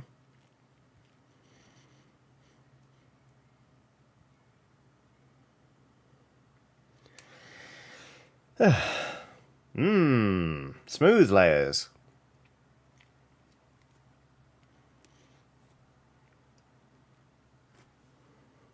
Emma Benton says you should try and work it into an Oxventure episode. I don't know. I like it's like a little thing for me, you know. Aiden Folk says I'm still not over the Fiangi bus. That felt good. That one. Take that.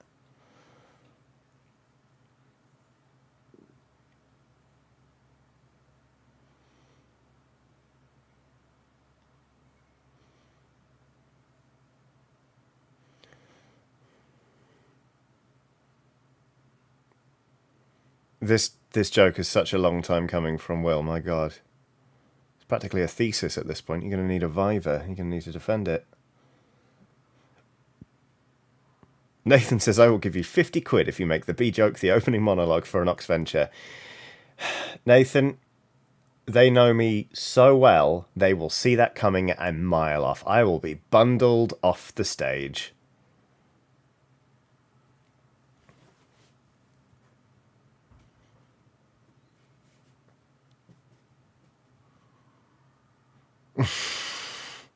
Yeah, I thought that might be it. I thought that might be the...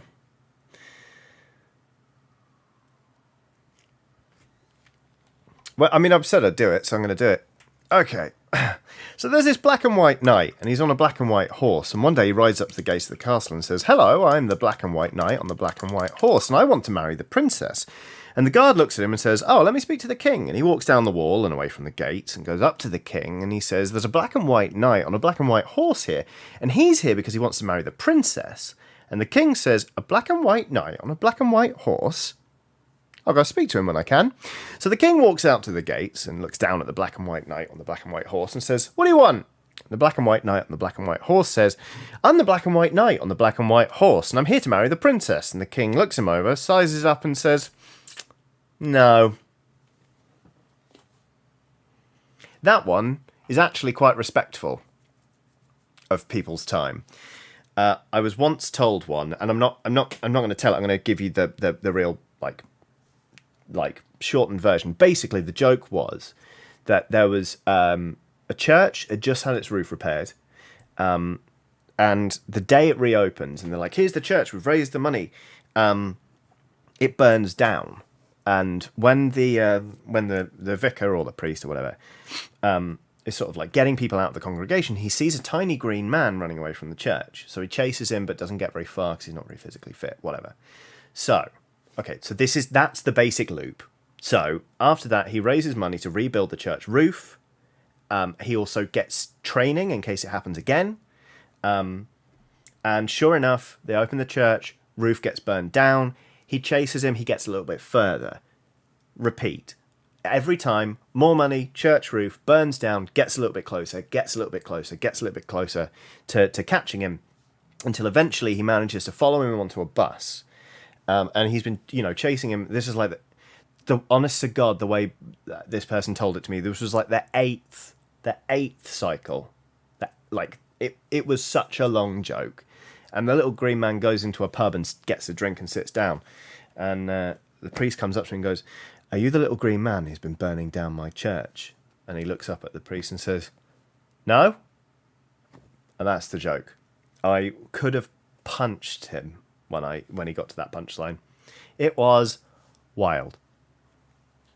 Zega Genesis says the golden banana joke takes 30 plus minutes to tell and has literally gotten me punched in the face twice. I'm impressed you told it again after being punched in the face once, Zega Genesis. I'll be perfectly honest with you. Literal punchline, says Frodo Baggins. Very good.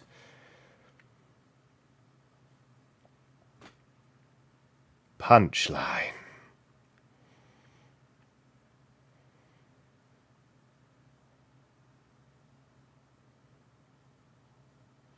I'm going to stream for another hour, then I'm going to treat myself to the joke that Chaos sent me via Discord.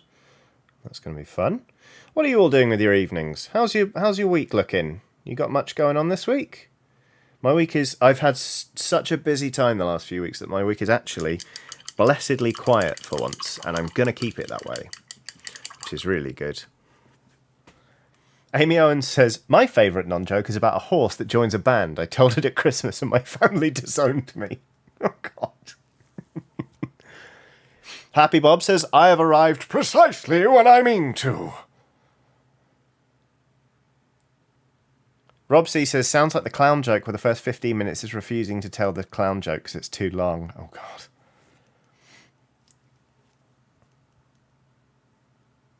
Russ Voss says, "I got punched when a drunk engineering frat bro said he wanted to do calc and I told him don't drink and derive."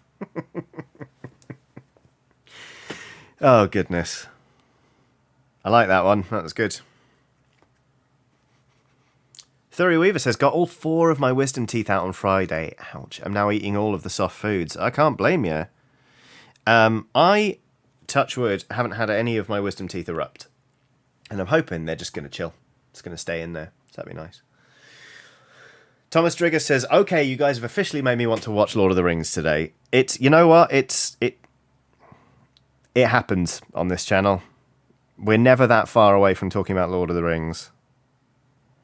I won't show you until it's done because it's only half finished. But I have a Lord of the Rings tattoo in progress right now. I'll get one more session on it, and then it's done. Will says, "This week, wrestling tomorrow, Apple event Tuesday, Johnny streaming wrestling Thursday, Friday I'm going to see the new George Miller film, Saturday nothing, Paint Drop Pod, Sunday Witch Market." That sounds bloody great, Will. Emma Benton says, you lucky person, Johnny. I had all 4 out and then got an infection because I thought the mouthwash was going to sting. Ah. Chaos says, I have a job interview tomorrow. Good luck, Chaos. I hope you absolutely smash it. RV Dammit says, I might have accidentally installed Prey to play it again. It's a very good game. Will says, oh, and also work every day. Why do I do so many things? You are very busy. Which is nice. It's nice that you're involved in so many different things, but yeah, that's a lot, my pal. Why did that sound like I was trying to threaten you? That sounds like a lot, my pal. Maybe you should stop doing so much. Joseph Wrigley says, painting raptors, space marines. Delicious. I do like painting.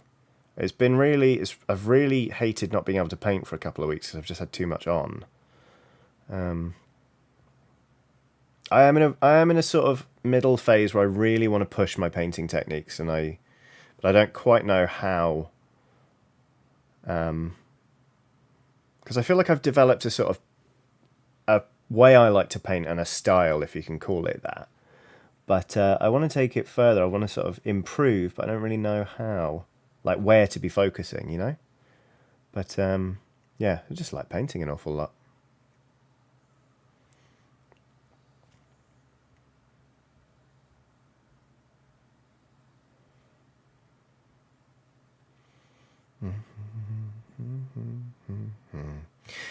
Uh-oh, Monk says oils, probably oils. Yeah.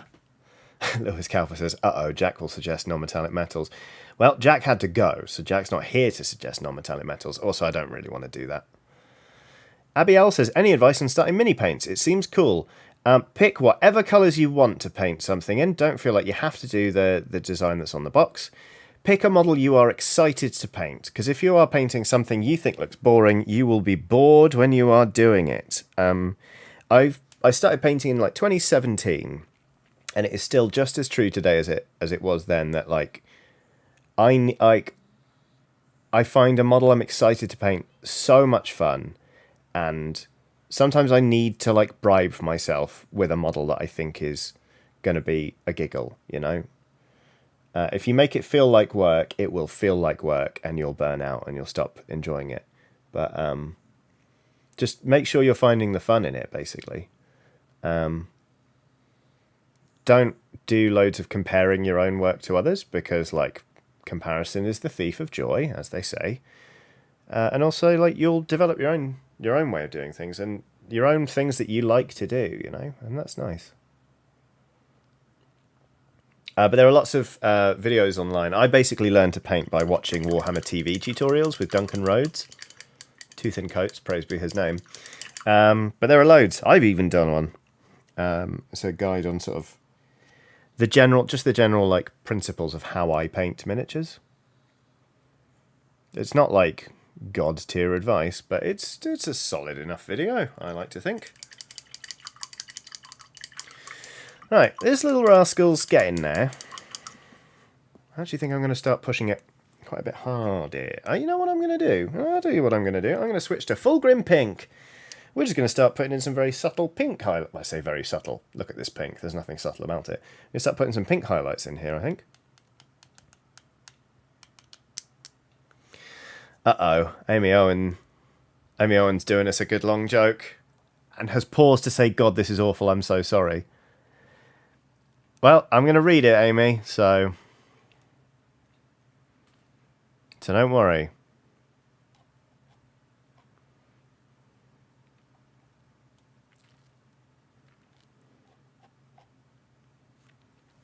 Just going to wait for the whole thing to come in, but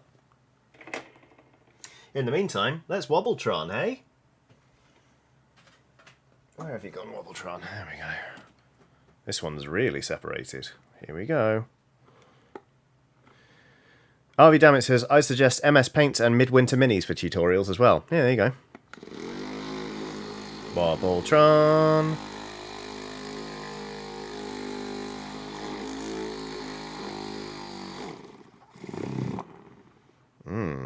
It's going to take some wobbling, this one. There we go. Oh, that was satisfying.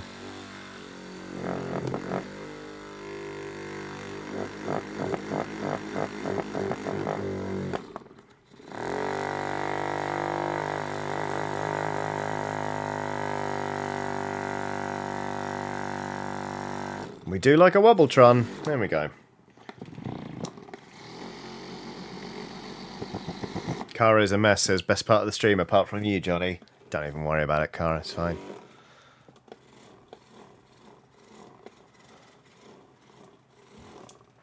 The Science Boy says, have you tried Slay the Spire? I have, yeah.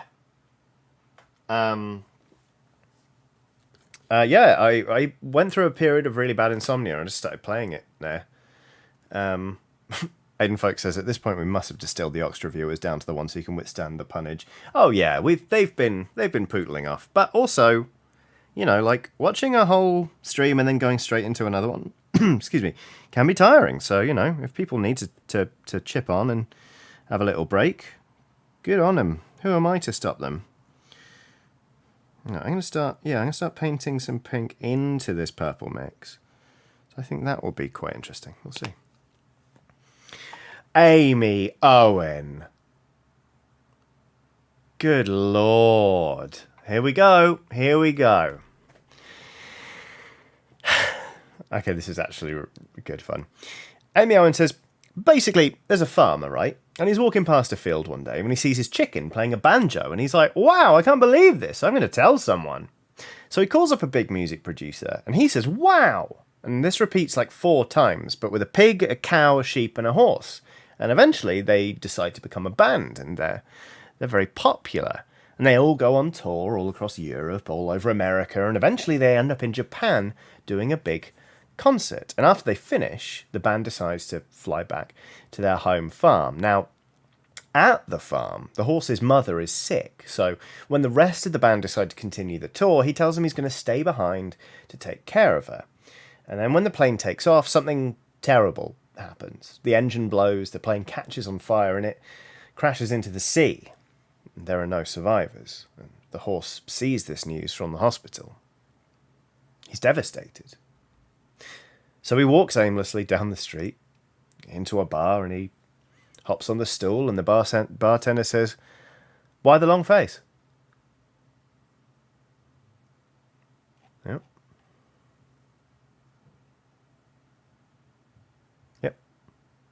Yep. Yeah, great. There we go. So a man walks into a bar. He orders a pint. He sits down at the bar. He's just sort of there, just having a little drink. And then he sees a man walk in, sort of walks into the bar, then immediately turns around, sort of does a U-turn, puts a foot on the wall, and just whoop, starts walking up the wall. And he gets up to the ceiling, and then whoop, he walks across the ceiling.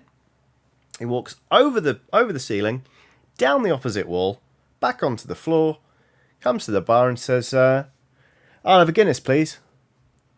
The barman pours him a Guinness. He pays. He drinks the Guinness, downs it in one, actually, puts the glass down, walks out, leaves. The man in the bar goes, that was weird, wasn't it? Barman says, yeah, tell me about it. Normally orders a whiskey.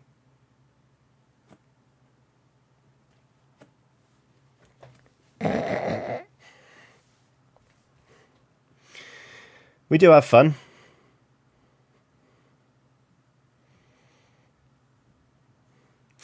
Because the other beekeepers are concerned about the logistics, right? But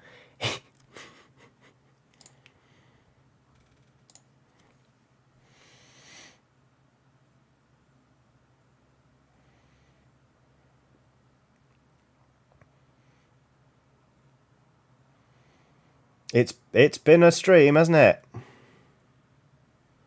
What a day. Ooda lally. Emma Benton says, Johnny, no, lol.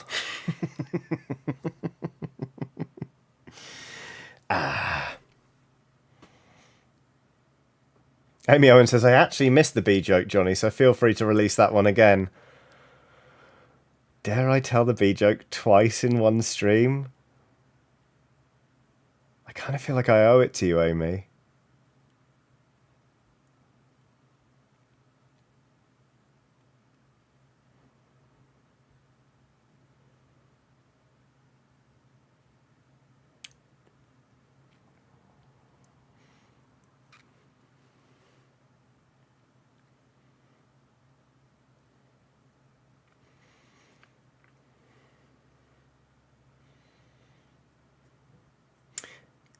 Chris Worsley has done a super chat. The super chat reads, a little something for all you do, you beautiful person. Oh, well. These chill hobby streams are so cathartic, and I keep a tab open to the Oxventure at all times. Thank you, and all hail to the Wobbletron. Thank you, Chris. That is lovely of you. I really appreciate it.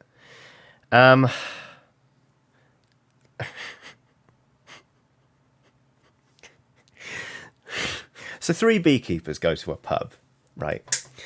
They have a few drinks and they start boasting. First beekeeper says, I've got 70,000 bees across 10 hives. Second beekeeper says, that's nothing. I've got 200,000 bees across 20 hives. The third beekeeper takes a sip of his drink, puts it down and goes, that is nothing. I've got 1 million bees in one hive. The other beekeepers go, 1 million bees in one hive? And he says, yeah, fuck them. They're only bees.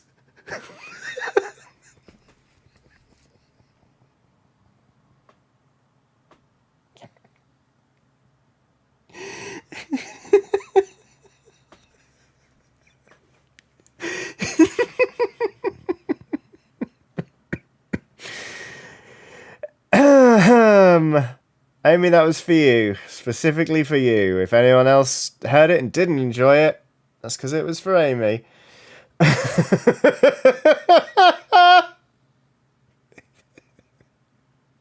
Fuck him.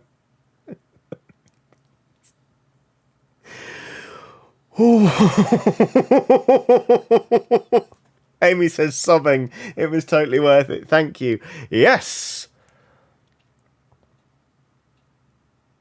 The Science Boy says, I'm a bit split. Is it better with fuck 'em, they're only bees, or they're only bees, fuck 'em? No, it's fuck 'em, they're only bees. That's it. That's it's not they're only bees, fuck 'em. You're screwing the punchline.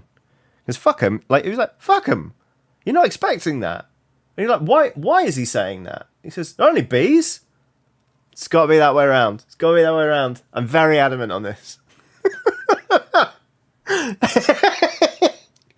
Now, Meredy Ship's done a super sticker. The sticker is a heart with the word thanks across it.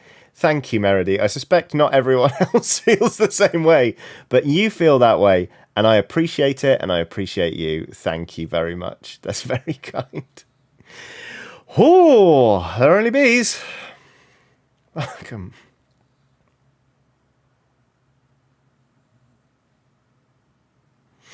Titan Uranus quite rightly says, fuck 'em sounds like a British place name. It really does.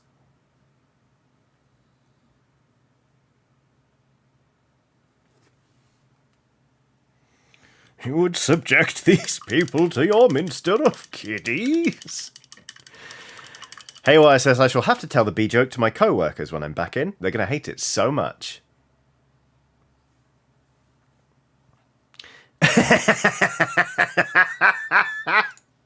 Nathan says, Johnny, I'm confused why the joke is funny. Could you explain it for me? Nathan, of course. The joke is that, you know, because 1 million bees in one hive is an odd thing. That's unusual. So they're asking, because they're interested in the logistics, why so many bees? How big is your hive? And he thinks they're questioning his morals because they think it's unethical to keep 1 million bees in one hive. So he gets on the defensive and he says, fuck 'em, they're only bees. Oh, let's all calm down. Nick Jeffries done a super chat saying, the Pope, the Prime Minister, the Dalai Lama, the US President, a horse and a giraffe walking into a bar. The barman says, what is this? Some kind of joke? Very good, Nick. Oh, fuck 'em, they're only bees. You know, just, they're only bees. I'm going to switch to a smaller brush. Dan Kelleher says, I feel like I need to hear this joke a third time to really understand it. Twice is my limit. For now. Will it go up in the future? Oh, I suspect so. But for now, I'm done telling the bee joke today. Just have to wait for midnight to roll around, and then I'm back in, baby. Fuck 'em. They're only bees. This is going to end up being quite a pale frog.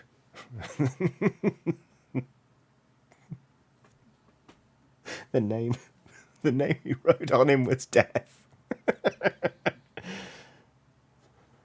I heard a voice saying, "Come and see." And I saw, behold, a white horse. And the name we wrote on him, white frog. Fucked it. Damn it. The name we wrote on him was death.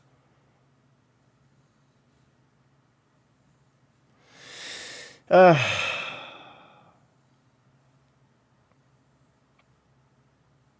think I lost about 30 viewers doing the B-Joke a second time. It's not bad going.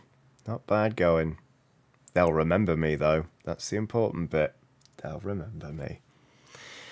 Anyway. Okay, I'm quite enjoying how this guy's coming together now. He's a bit Harrow the Ninth, really. Non-adjustments. Right. We're going to get a bit more Fulgrim Pink on the palette. I'm just going to do a pure Fulgrim Pink highlight. And then we're going to add some cream to it.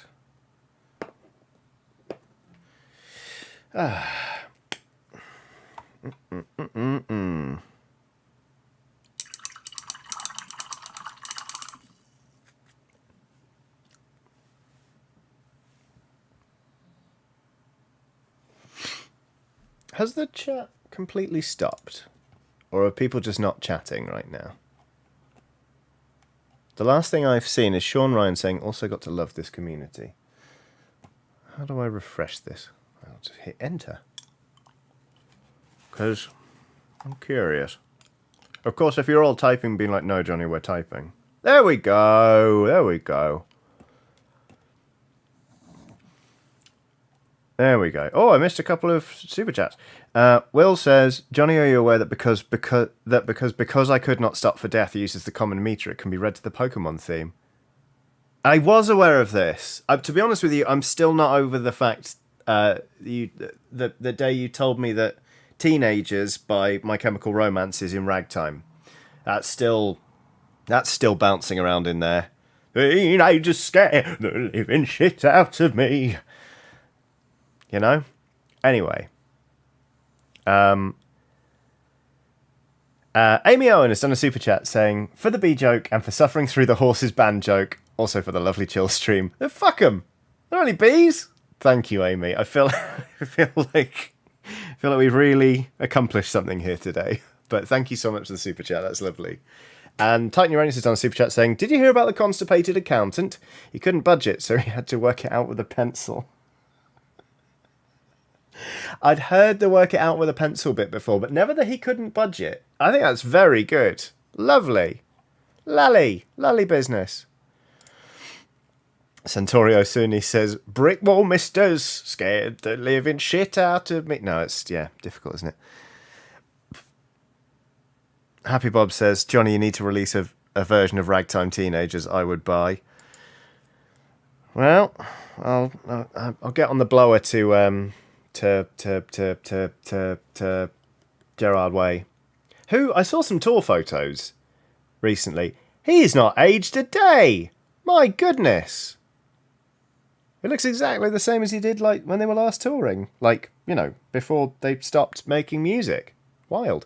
Thank you, Emma Benton, for being, like, honestly the fastest gun on the internet when it comes to banning porn bots. Because, you know what? Like, I feel like this is a community of intelligent people. I think we all know where to find porn if we want to find it. We don't need anyone coming in to tell us, you know? What do they think they're playing at? Oh, did you know you can find pornography on the internet? Yeah! I was aware of that.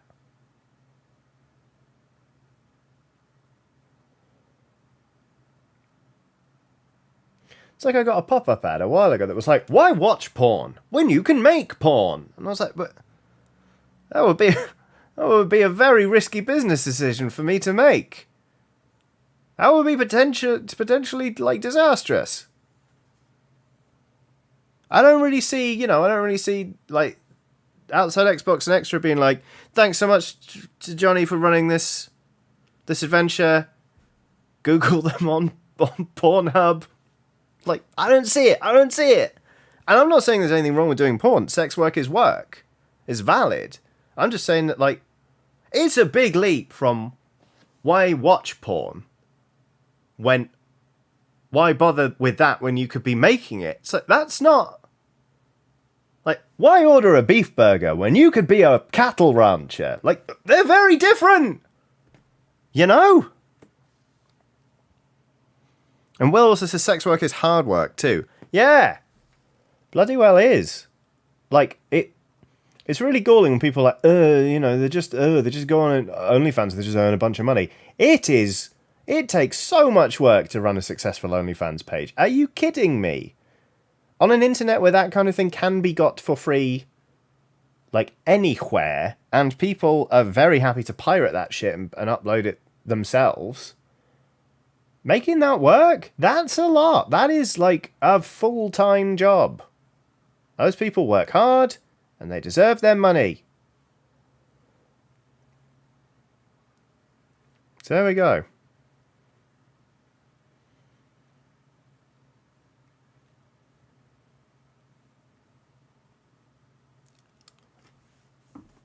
How many minutes was that? We went from B joke to sex work is work, and anyone who says otherwise can fuck off. In like what, 2 minutes? And we even had time to pay like the little Gerard Way cul-de-sac a visit, or just Gerard Way if you prefer. Waff, waff, waff, waff, waff. So Mario Sini says, Johnny, I have a really good joke. My mum didn't get it. Do you want to hear it? Sure, why not? Why not? It is a stream for jokes, good and bad.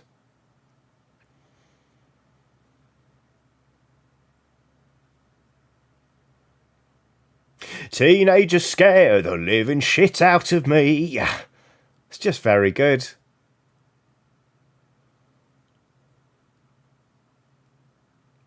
Say It Ain't So by Weezer also cockneys quite nicely. Wow, wow, wow. My love is a heartbreaker. Say it ain't so, oh, oh. You know? My love is a life taker.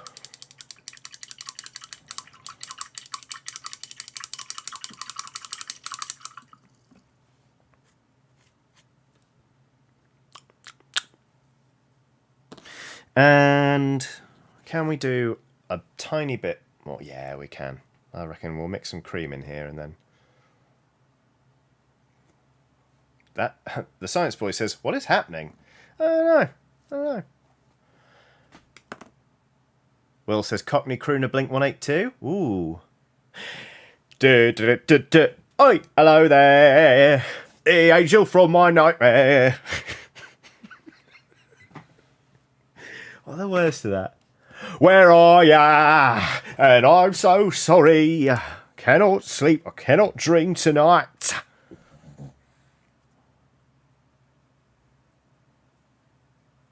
Got the webs from all the spiders, catching things and eating air inside. Stop this don't waste your time on me. You're already the voice inside my head. It's just fun, isn't it? You know?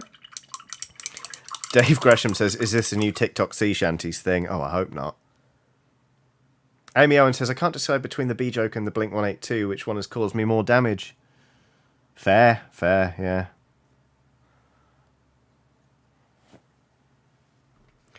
Jules Winkler says, hi everyone, I'm really late, but so glad I still managed to catch this stream. Jules, you're not late, nor are you early. You arrive precisely when you mean to. Everyone's welcome whenever they want to be here for however long they want to be here. It's nice to have you aboard. Like I said, I've said many a time, the day I start keeping tabs on the audience and saying, you know, you should be here on time is the day I don't deserve an audience anymore. I mean, it's arguable whether I deserve one now. Aviel says, what's the B joke? I've never heard it before. I can't tell it 3 times in one stream. I can't. I shan't. And I mean that this time. This isn't me being coy, being like, oh, I couldn't possibly tell the B joke again.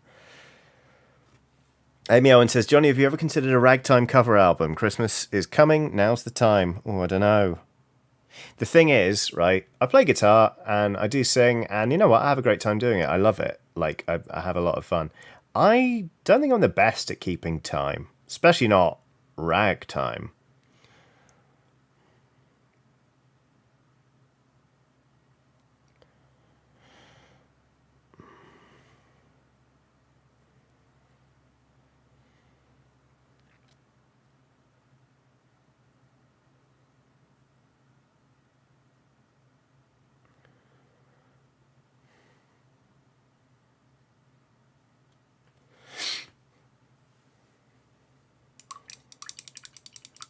Kara's a mess says, Johnny, you deserve so much, but if you tell the B joke a third time, I don't know anymore.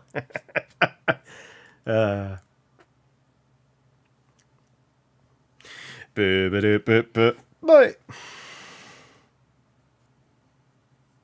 if you go back over the stream, you can hear the B joke not once but twice, but I shan't tell it a third time.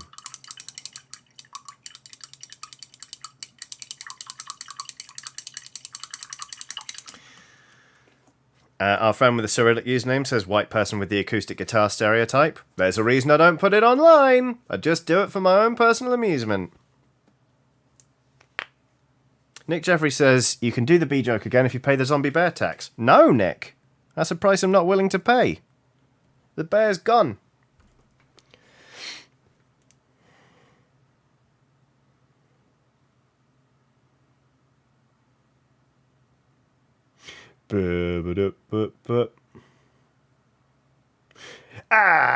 Stacey's mum has got it going on.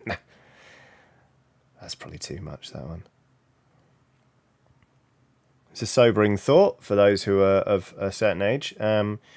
The young girl that played Stacey in the video for Stacey's mum is now as old as the woman who played Stacey's mum in that video. How time flies.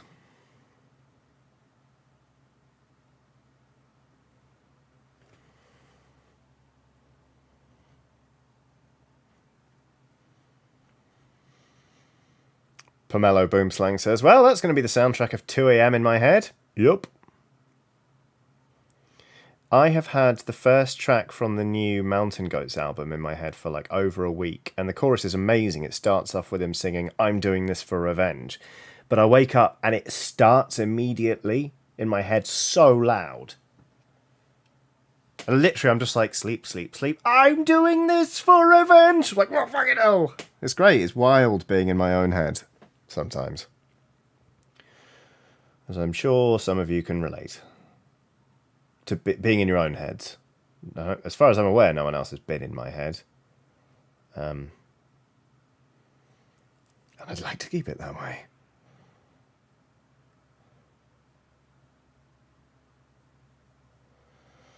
Right, I feel like I'm sort of done with the skin on this here frog, and I'm quite pleased with it.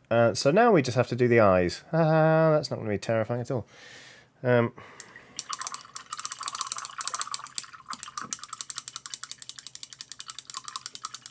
The Science Boy says, music in your head has different volume? Yeah. Music in my head can sometimes be so loud that I can't think of anything else. It's really weird. When I've noticed when I'm like severely dehydrated, I get a piece of music in my head, but I get a really tiny snippet, like a really short snippet, sometimes just like 3 words, and it will be so loud going on and repeat in my head I can't think of anything else. And it's horrible. My partner did it to me once without realizing. I was really dehydrated because it was like really hot and I was a bit hungover. But they played me. It wasn't Baby Shark, but it was like the Johnny eating sweets thing. That was like also to that tune. So it was like Johnny do do do do do do Johnny do do do do do do. And I got in my head Johnny do do do do do do do do do. And the second it finished, it would start again. And it was like that for 8 hours. I was lying in bed, it's just like Johnny do do do do do do do do do Johnny do do do, and it was torturous. Telling lies. That was the one, Titan Uranus. So yeah, music can have very different volumes in my head. It is odd, and it's kind of one of those things I've never even thought about. Really, I've never talked to anyone about this. Angel Beat says extremely catchy songs can get stuck in my head so bad I get insomnia. Yeah, there you go.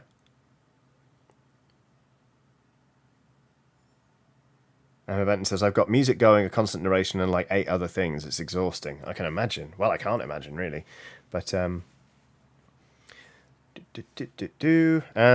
right, yes. The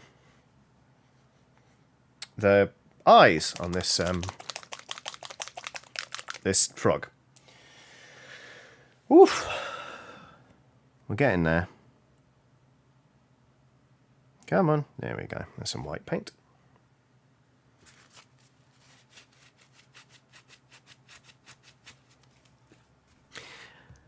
Neck of the Kitty says, it's incredibly common to have music in my head underneath all the other things I'm doing, so while it's maddening, at least I'm never bored. The weird thing is, I discovered when I was a teenager that karate would stop me having a song in my head. And I realised when I was training, if I ever had a song in my head, I was off my game. Like, maybe I was tired or a bit ill or whatever. But basically, if I was training and I got a song in my head, I was like, I'm not doing this hard enough. Like, I'm not concentrating enough. It's really weird. Fist of Fury says, now I've got Cockney, why don't you get a job by the Offspring in my head? What have you done, Johnny? Oh, that's a good one. My friend's got a boyfriend, it's a dick. She tells me every day, she wants more dinero just to stay at home. Well, my friend, you gotta say, everybody, I won't pay, no way. Nah, why don't you get a job? Beautiful, frankly.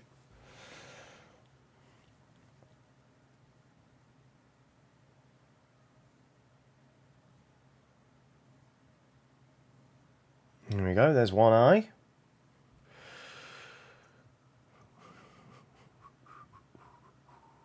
Kara's a mess says, boo, get off the stage. Yasmin W says, losing my mind. Oh, I'm losing my mind. Hey, what did you hear me say?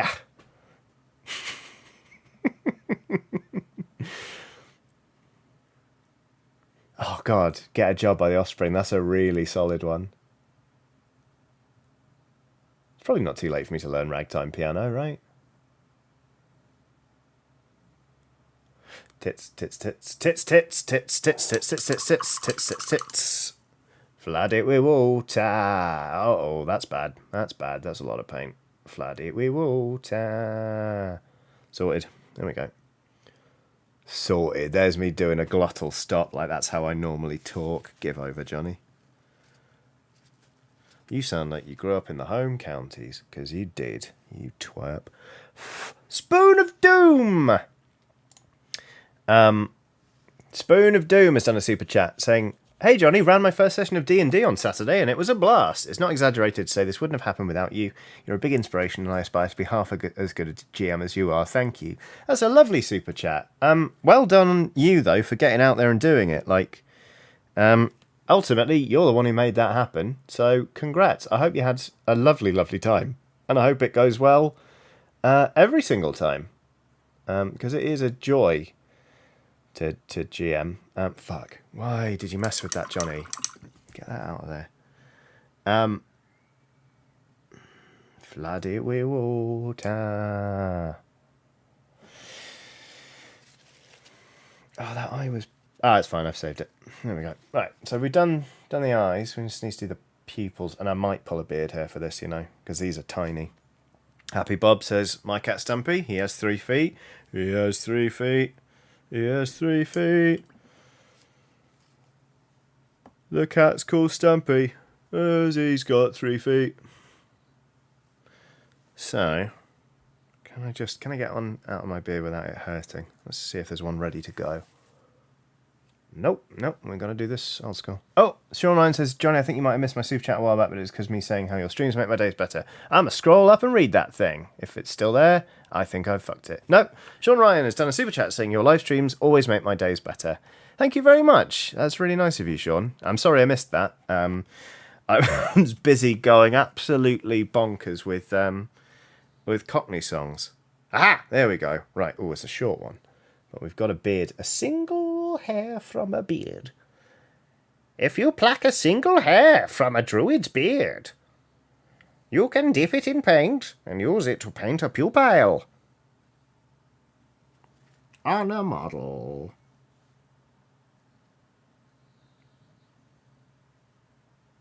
Oh no, this paint's kind of cured a bit. It's kind of dried a little. Let's get some fresh stuff on there. Cara's a mess says, I will throw tomatoes. Good. Someone should take me down a notch. Criminy. Okay.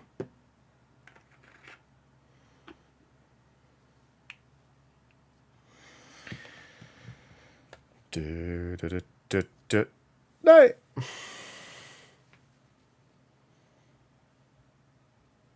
Lillian says, or a toothpick. The difference is I don't have toothpicks growing out of my face. Okay. Okay, here we go.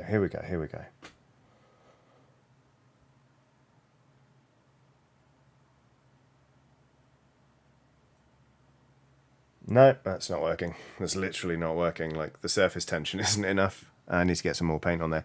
Happy Bob has done a super chat saying, Johnny, aside from my amazing best friend, you and the LSPs have been so helpful in getting me out of a negative headspace. Thank you. Very, very happy to help. I'm very, very glad to hear it, Happy Bob. I know you were going through a tough patch, and I'm glad you are out of a negative headspace.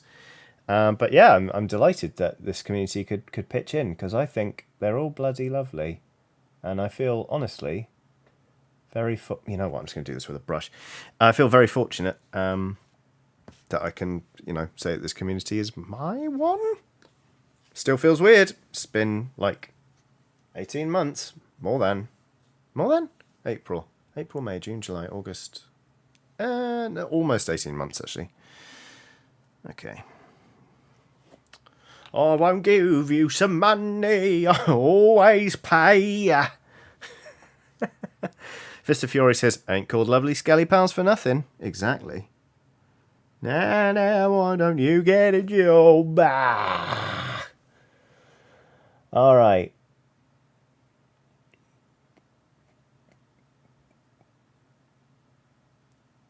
Oh, that's threatening. That's horrible, that one.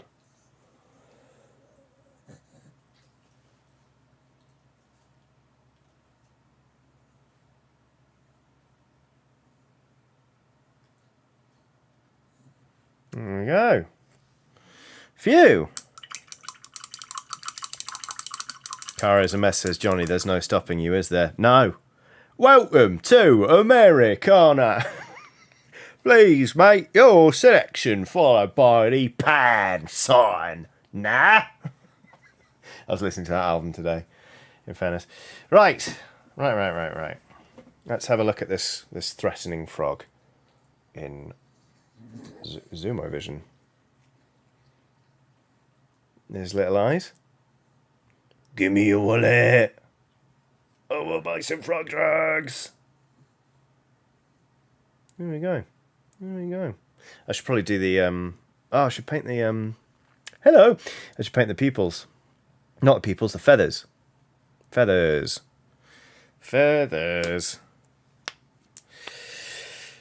Oh, Angel Beat says riveting work. Croaking job even. Oh, very good.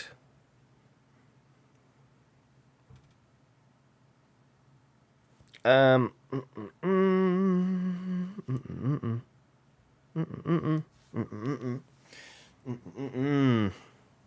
little pig. Oh, you on a belly rub?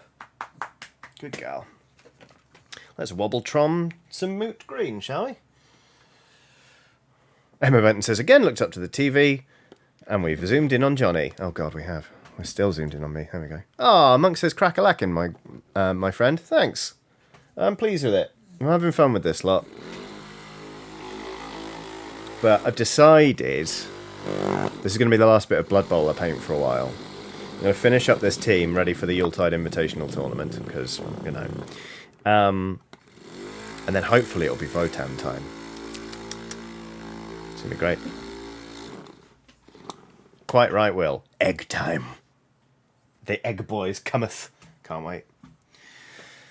Dan Peterson says, wait a minute, frogs don't have feathers? I was surprised as you, Dan. Really. Yeah, it's going to be fun when there are eggs. Egg. Cara is a mess says, what? Eggs, Cara. Eggs. Amy Owen says, got a skedaddle. Thanks for the stream. Have a great day/night, everyone. Thank you, Amy. It's been a joy having you in chat. I hope you have a lovely rest of the day. And hopefully catch you soon. Okay. Will says 30 years of hurt. Basically, eggs. Basically, there are some dwarves coming to Warhammer 40k. They were like, they're kind of known as squats, but they're known as like Leagues of Votan. But they've got like lots of armor and helmets that made them look like eggs. So they're, you know, just eggy fellas, just eggs, mate. Just innocent eggs. Just normal eggs. But they're very exciting, and I look forward to painting them. Why do I suddenly have hair all over me? I think it's because I ran my fingers through my hair, and I quite badly need a shower. Because I've been recording video and then streaming in a very warm room all day.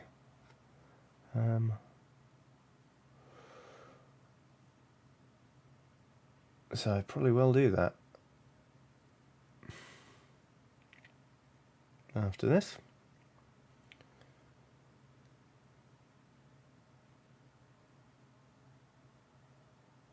We'll do that feather green as well.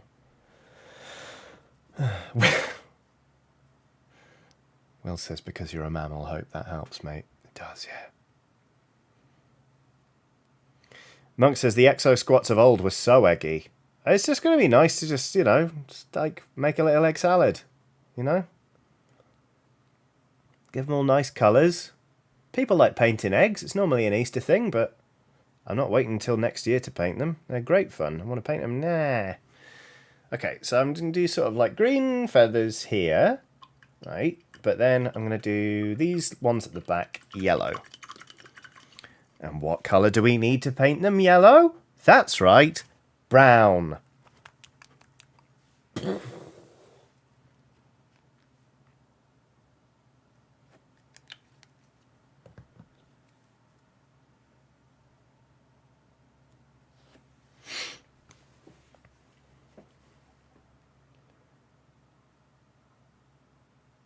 It's quite thin, this brown paint.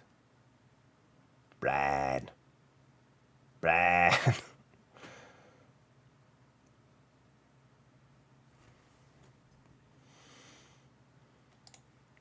Nathan says, got a Trog boss for my Gits. That's probably the biggest boy I'm painting for a while. Yes, please. I love the Gits. I think they're brilliant.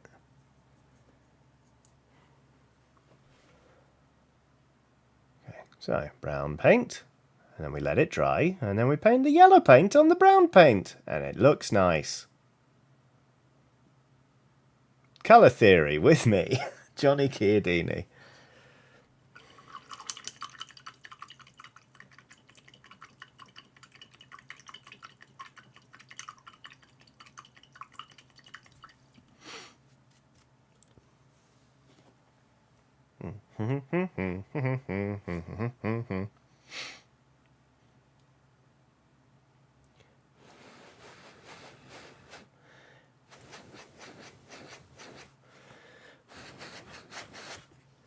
Oh, I'm going to sneeze.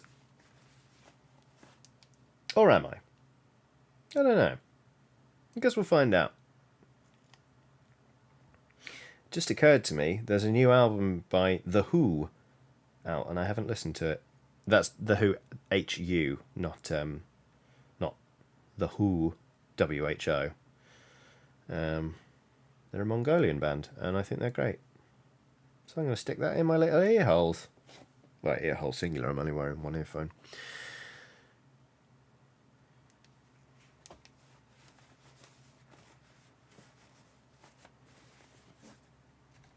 Ah, Angel Beat, Will, Secret Agent Sam, all fans of The Who. They're brilliant. I messaged my friend to say, oh, there's a new Who album out. And he sent me a voice note back going, oh, that's good to know. Which I thought was very funny. Neko the Kitty says, speaking of bee paint jobs, whatever happened to the bee nuns? They're done. Oh, no, they're not done. I need to paint them for another hour, but I started painting something else. So they're in my to paint pile, but I'll get to them in a bit. Because I'm not running them in the Warhammer event. I am going to lovely ham meet later this year. I'm running Tau instead, so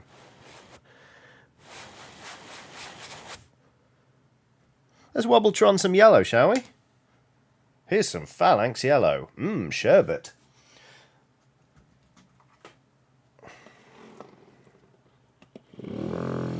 Secret Agent Sam says, my face when they showed up in Jedi Fallen Order. Same. I was just like, you what? It's great. Will says, have you heard Hanu Guren? Throat singing and pipers and Latvian drumming is absolute war music. Hello! No, I haven't. Yes, please. Nick Jeffrey's done another super chat saying, just bought my Comic-Con ticket. Oxventure ahoy! I'll see you there, Nick. Because me being there is sort of a condition of it happening. I'm looking forward to it. I can't wait, actually. I haven't heard Hanu Guren, but I'm going to look him up right now. I tell you what, the new album from Heilung, solid banger. Although, they had a lot more of it in the last album, but and this is solely down to me only speaking one language, really. But I kind of I don't love the occasional 8-minute track that's just sort of spoken word in German with battle sounds underneath. It kind of breaks the flow of what is otherwise quite a musical album, But yeah, still. Will says, "Oh, I fucking love those tracks." Well, there you go. I know it's definitely a me problem, but yeah. Nathan says, "I was expecting more songs along the lines of Anna Anna. There's a lot of druidic TED talking." Yeah, the first 2 tracks though, oh my god, they're amazing. Such a strong open to the album. Alexander Hampton says, well, there is precedent for an emergency GM. Yeah, that's true. Yeah, there was one time, I could not make a show because there was, just a family emergency. It was very bad. And I'm really grateful to Luke for stepping in. Oh, wait. Will's linked me to some Hanu. Great. Oh, no! Oh, chat, no, come back. Come back, no. Oh, shit.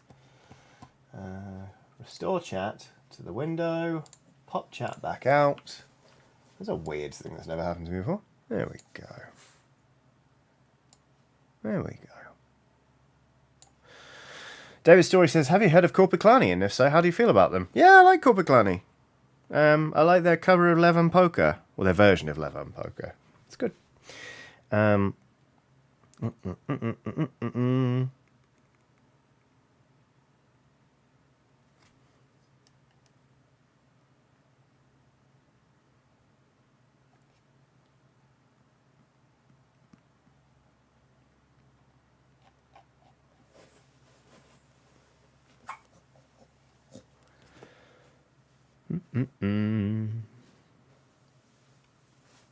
What was I doing? Can't remember. Anyway, right. Sorry, that was weird. Hi, I'm back.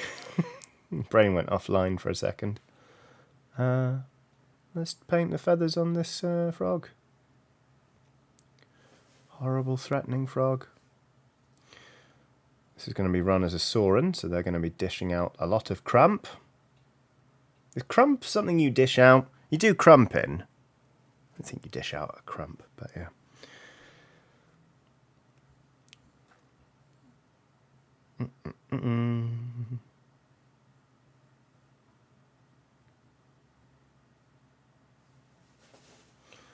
Draco999 says, oh, did you actually use their cover of it as an opening theme?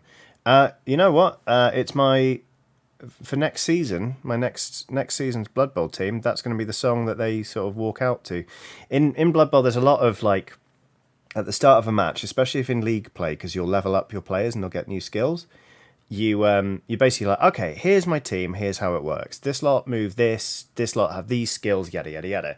At some point, we all just picked a team song for our teams and we play it while we do it. So, because my Kharadron Overlord dwarf team, they have like a sky like blimp. I play Immigrant Song by Led Zeppelin. But yeah, next season, because I'm playing Norse and they're basically Vikings, I'm going to play Levin Poker. This should be good fun.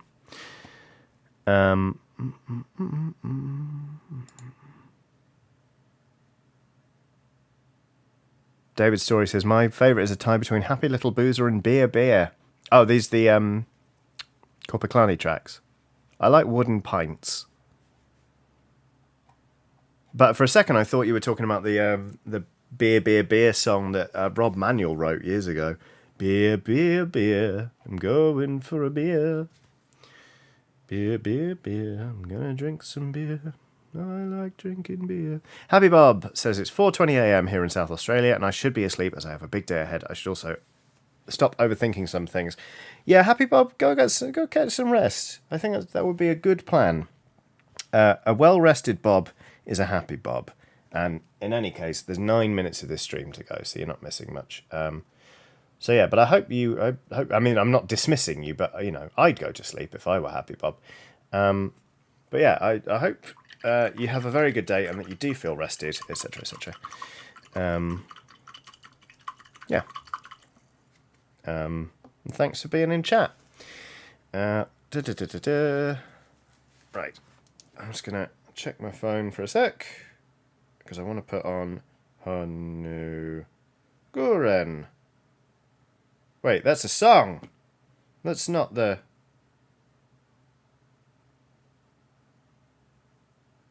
It's good, though. By Batzorig Vanchig. Don't know if I said that right. Oh, I got the name wrong, but that is the one. Okay, great. Okie dokie. Right. Geneethical says this was lovely, but I have to get going. I'll come back hopefully with amazing Blades tales next time. Yeah, good luck, Geneethical. I hope you have a fantastic time. Let's have a look at some threatening drug frogs, because we're almost halfway through this team now. And they are... Oh, God, they just want your wallet. They just want your money.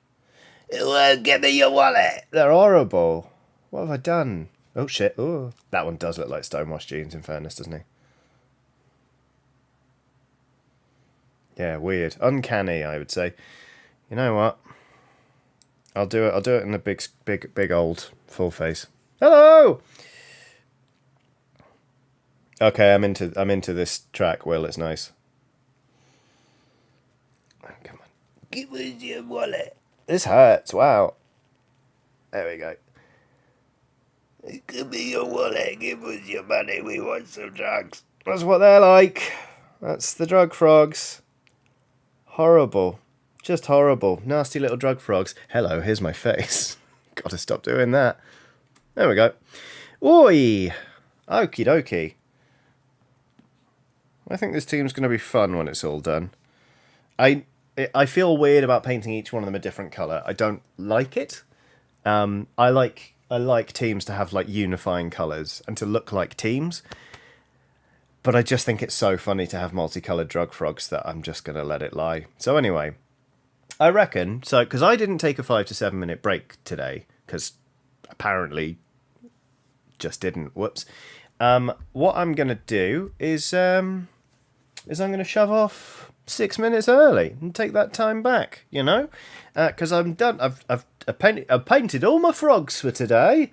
I need to prime the others in order to crack on with the team. But I'm going to be back on Thursday. I'm going to be streaming a video game. I don't know what I'm going to be streaming. I had been planning to stream Necrosmith, and then I played it. I didn't like it, so I'm going to play something else. But we'll work out what that is in a bit. So yeah, I hope everyone... Colin Laster says, thanks for the stream, Johnny. Sorry again for the Scrabble pun. Colin, you're not sorry at all, are you? You're not sorry. That's like... You're proud of yourself, Colin. Ooh, Will says Dark Souls on hot ass. Or hot ass. You know what? It might be time. It might be time. So anyway, right. Yeah, there you go. Colin says not really sorry. Exactly. So yeah, this has been a painting stream with me, Johnny Chiodini. Has it been weirder than usual? Yes. Has it been nice? I think so, and that's a good thing. Thank you all for being a part of it and for watching and for chatting and for super chatting, etc. etc. If you can, do check out my Patreon. It's patreon.com/Johnny Chiodini. It's a great way to support me directly. Do not feel pressure. It is a scary time to be alive, and you know what? Like, it is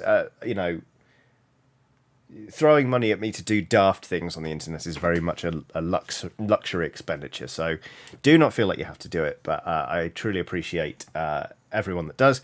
But I also appreciate people who just come and hang out. So thank you very much. It's been a lovely old stream. It's good to be back streaming. I'll be perfectly honest with you. But for now, I shall disappear, and I will see you again on Thursday. Loads more stuff for you to watch on the channel, etc., etc., etc. Be good to yourselves. Stay hydrated. Tell your friends you love them, and I'll catch you soon. Goodbye.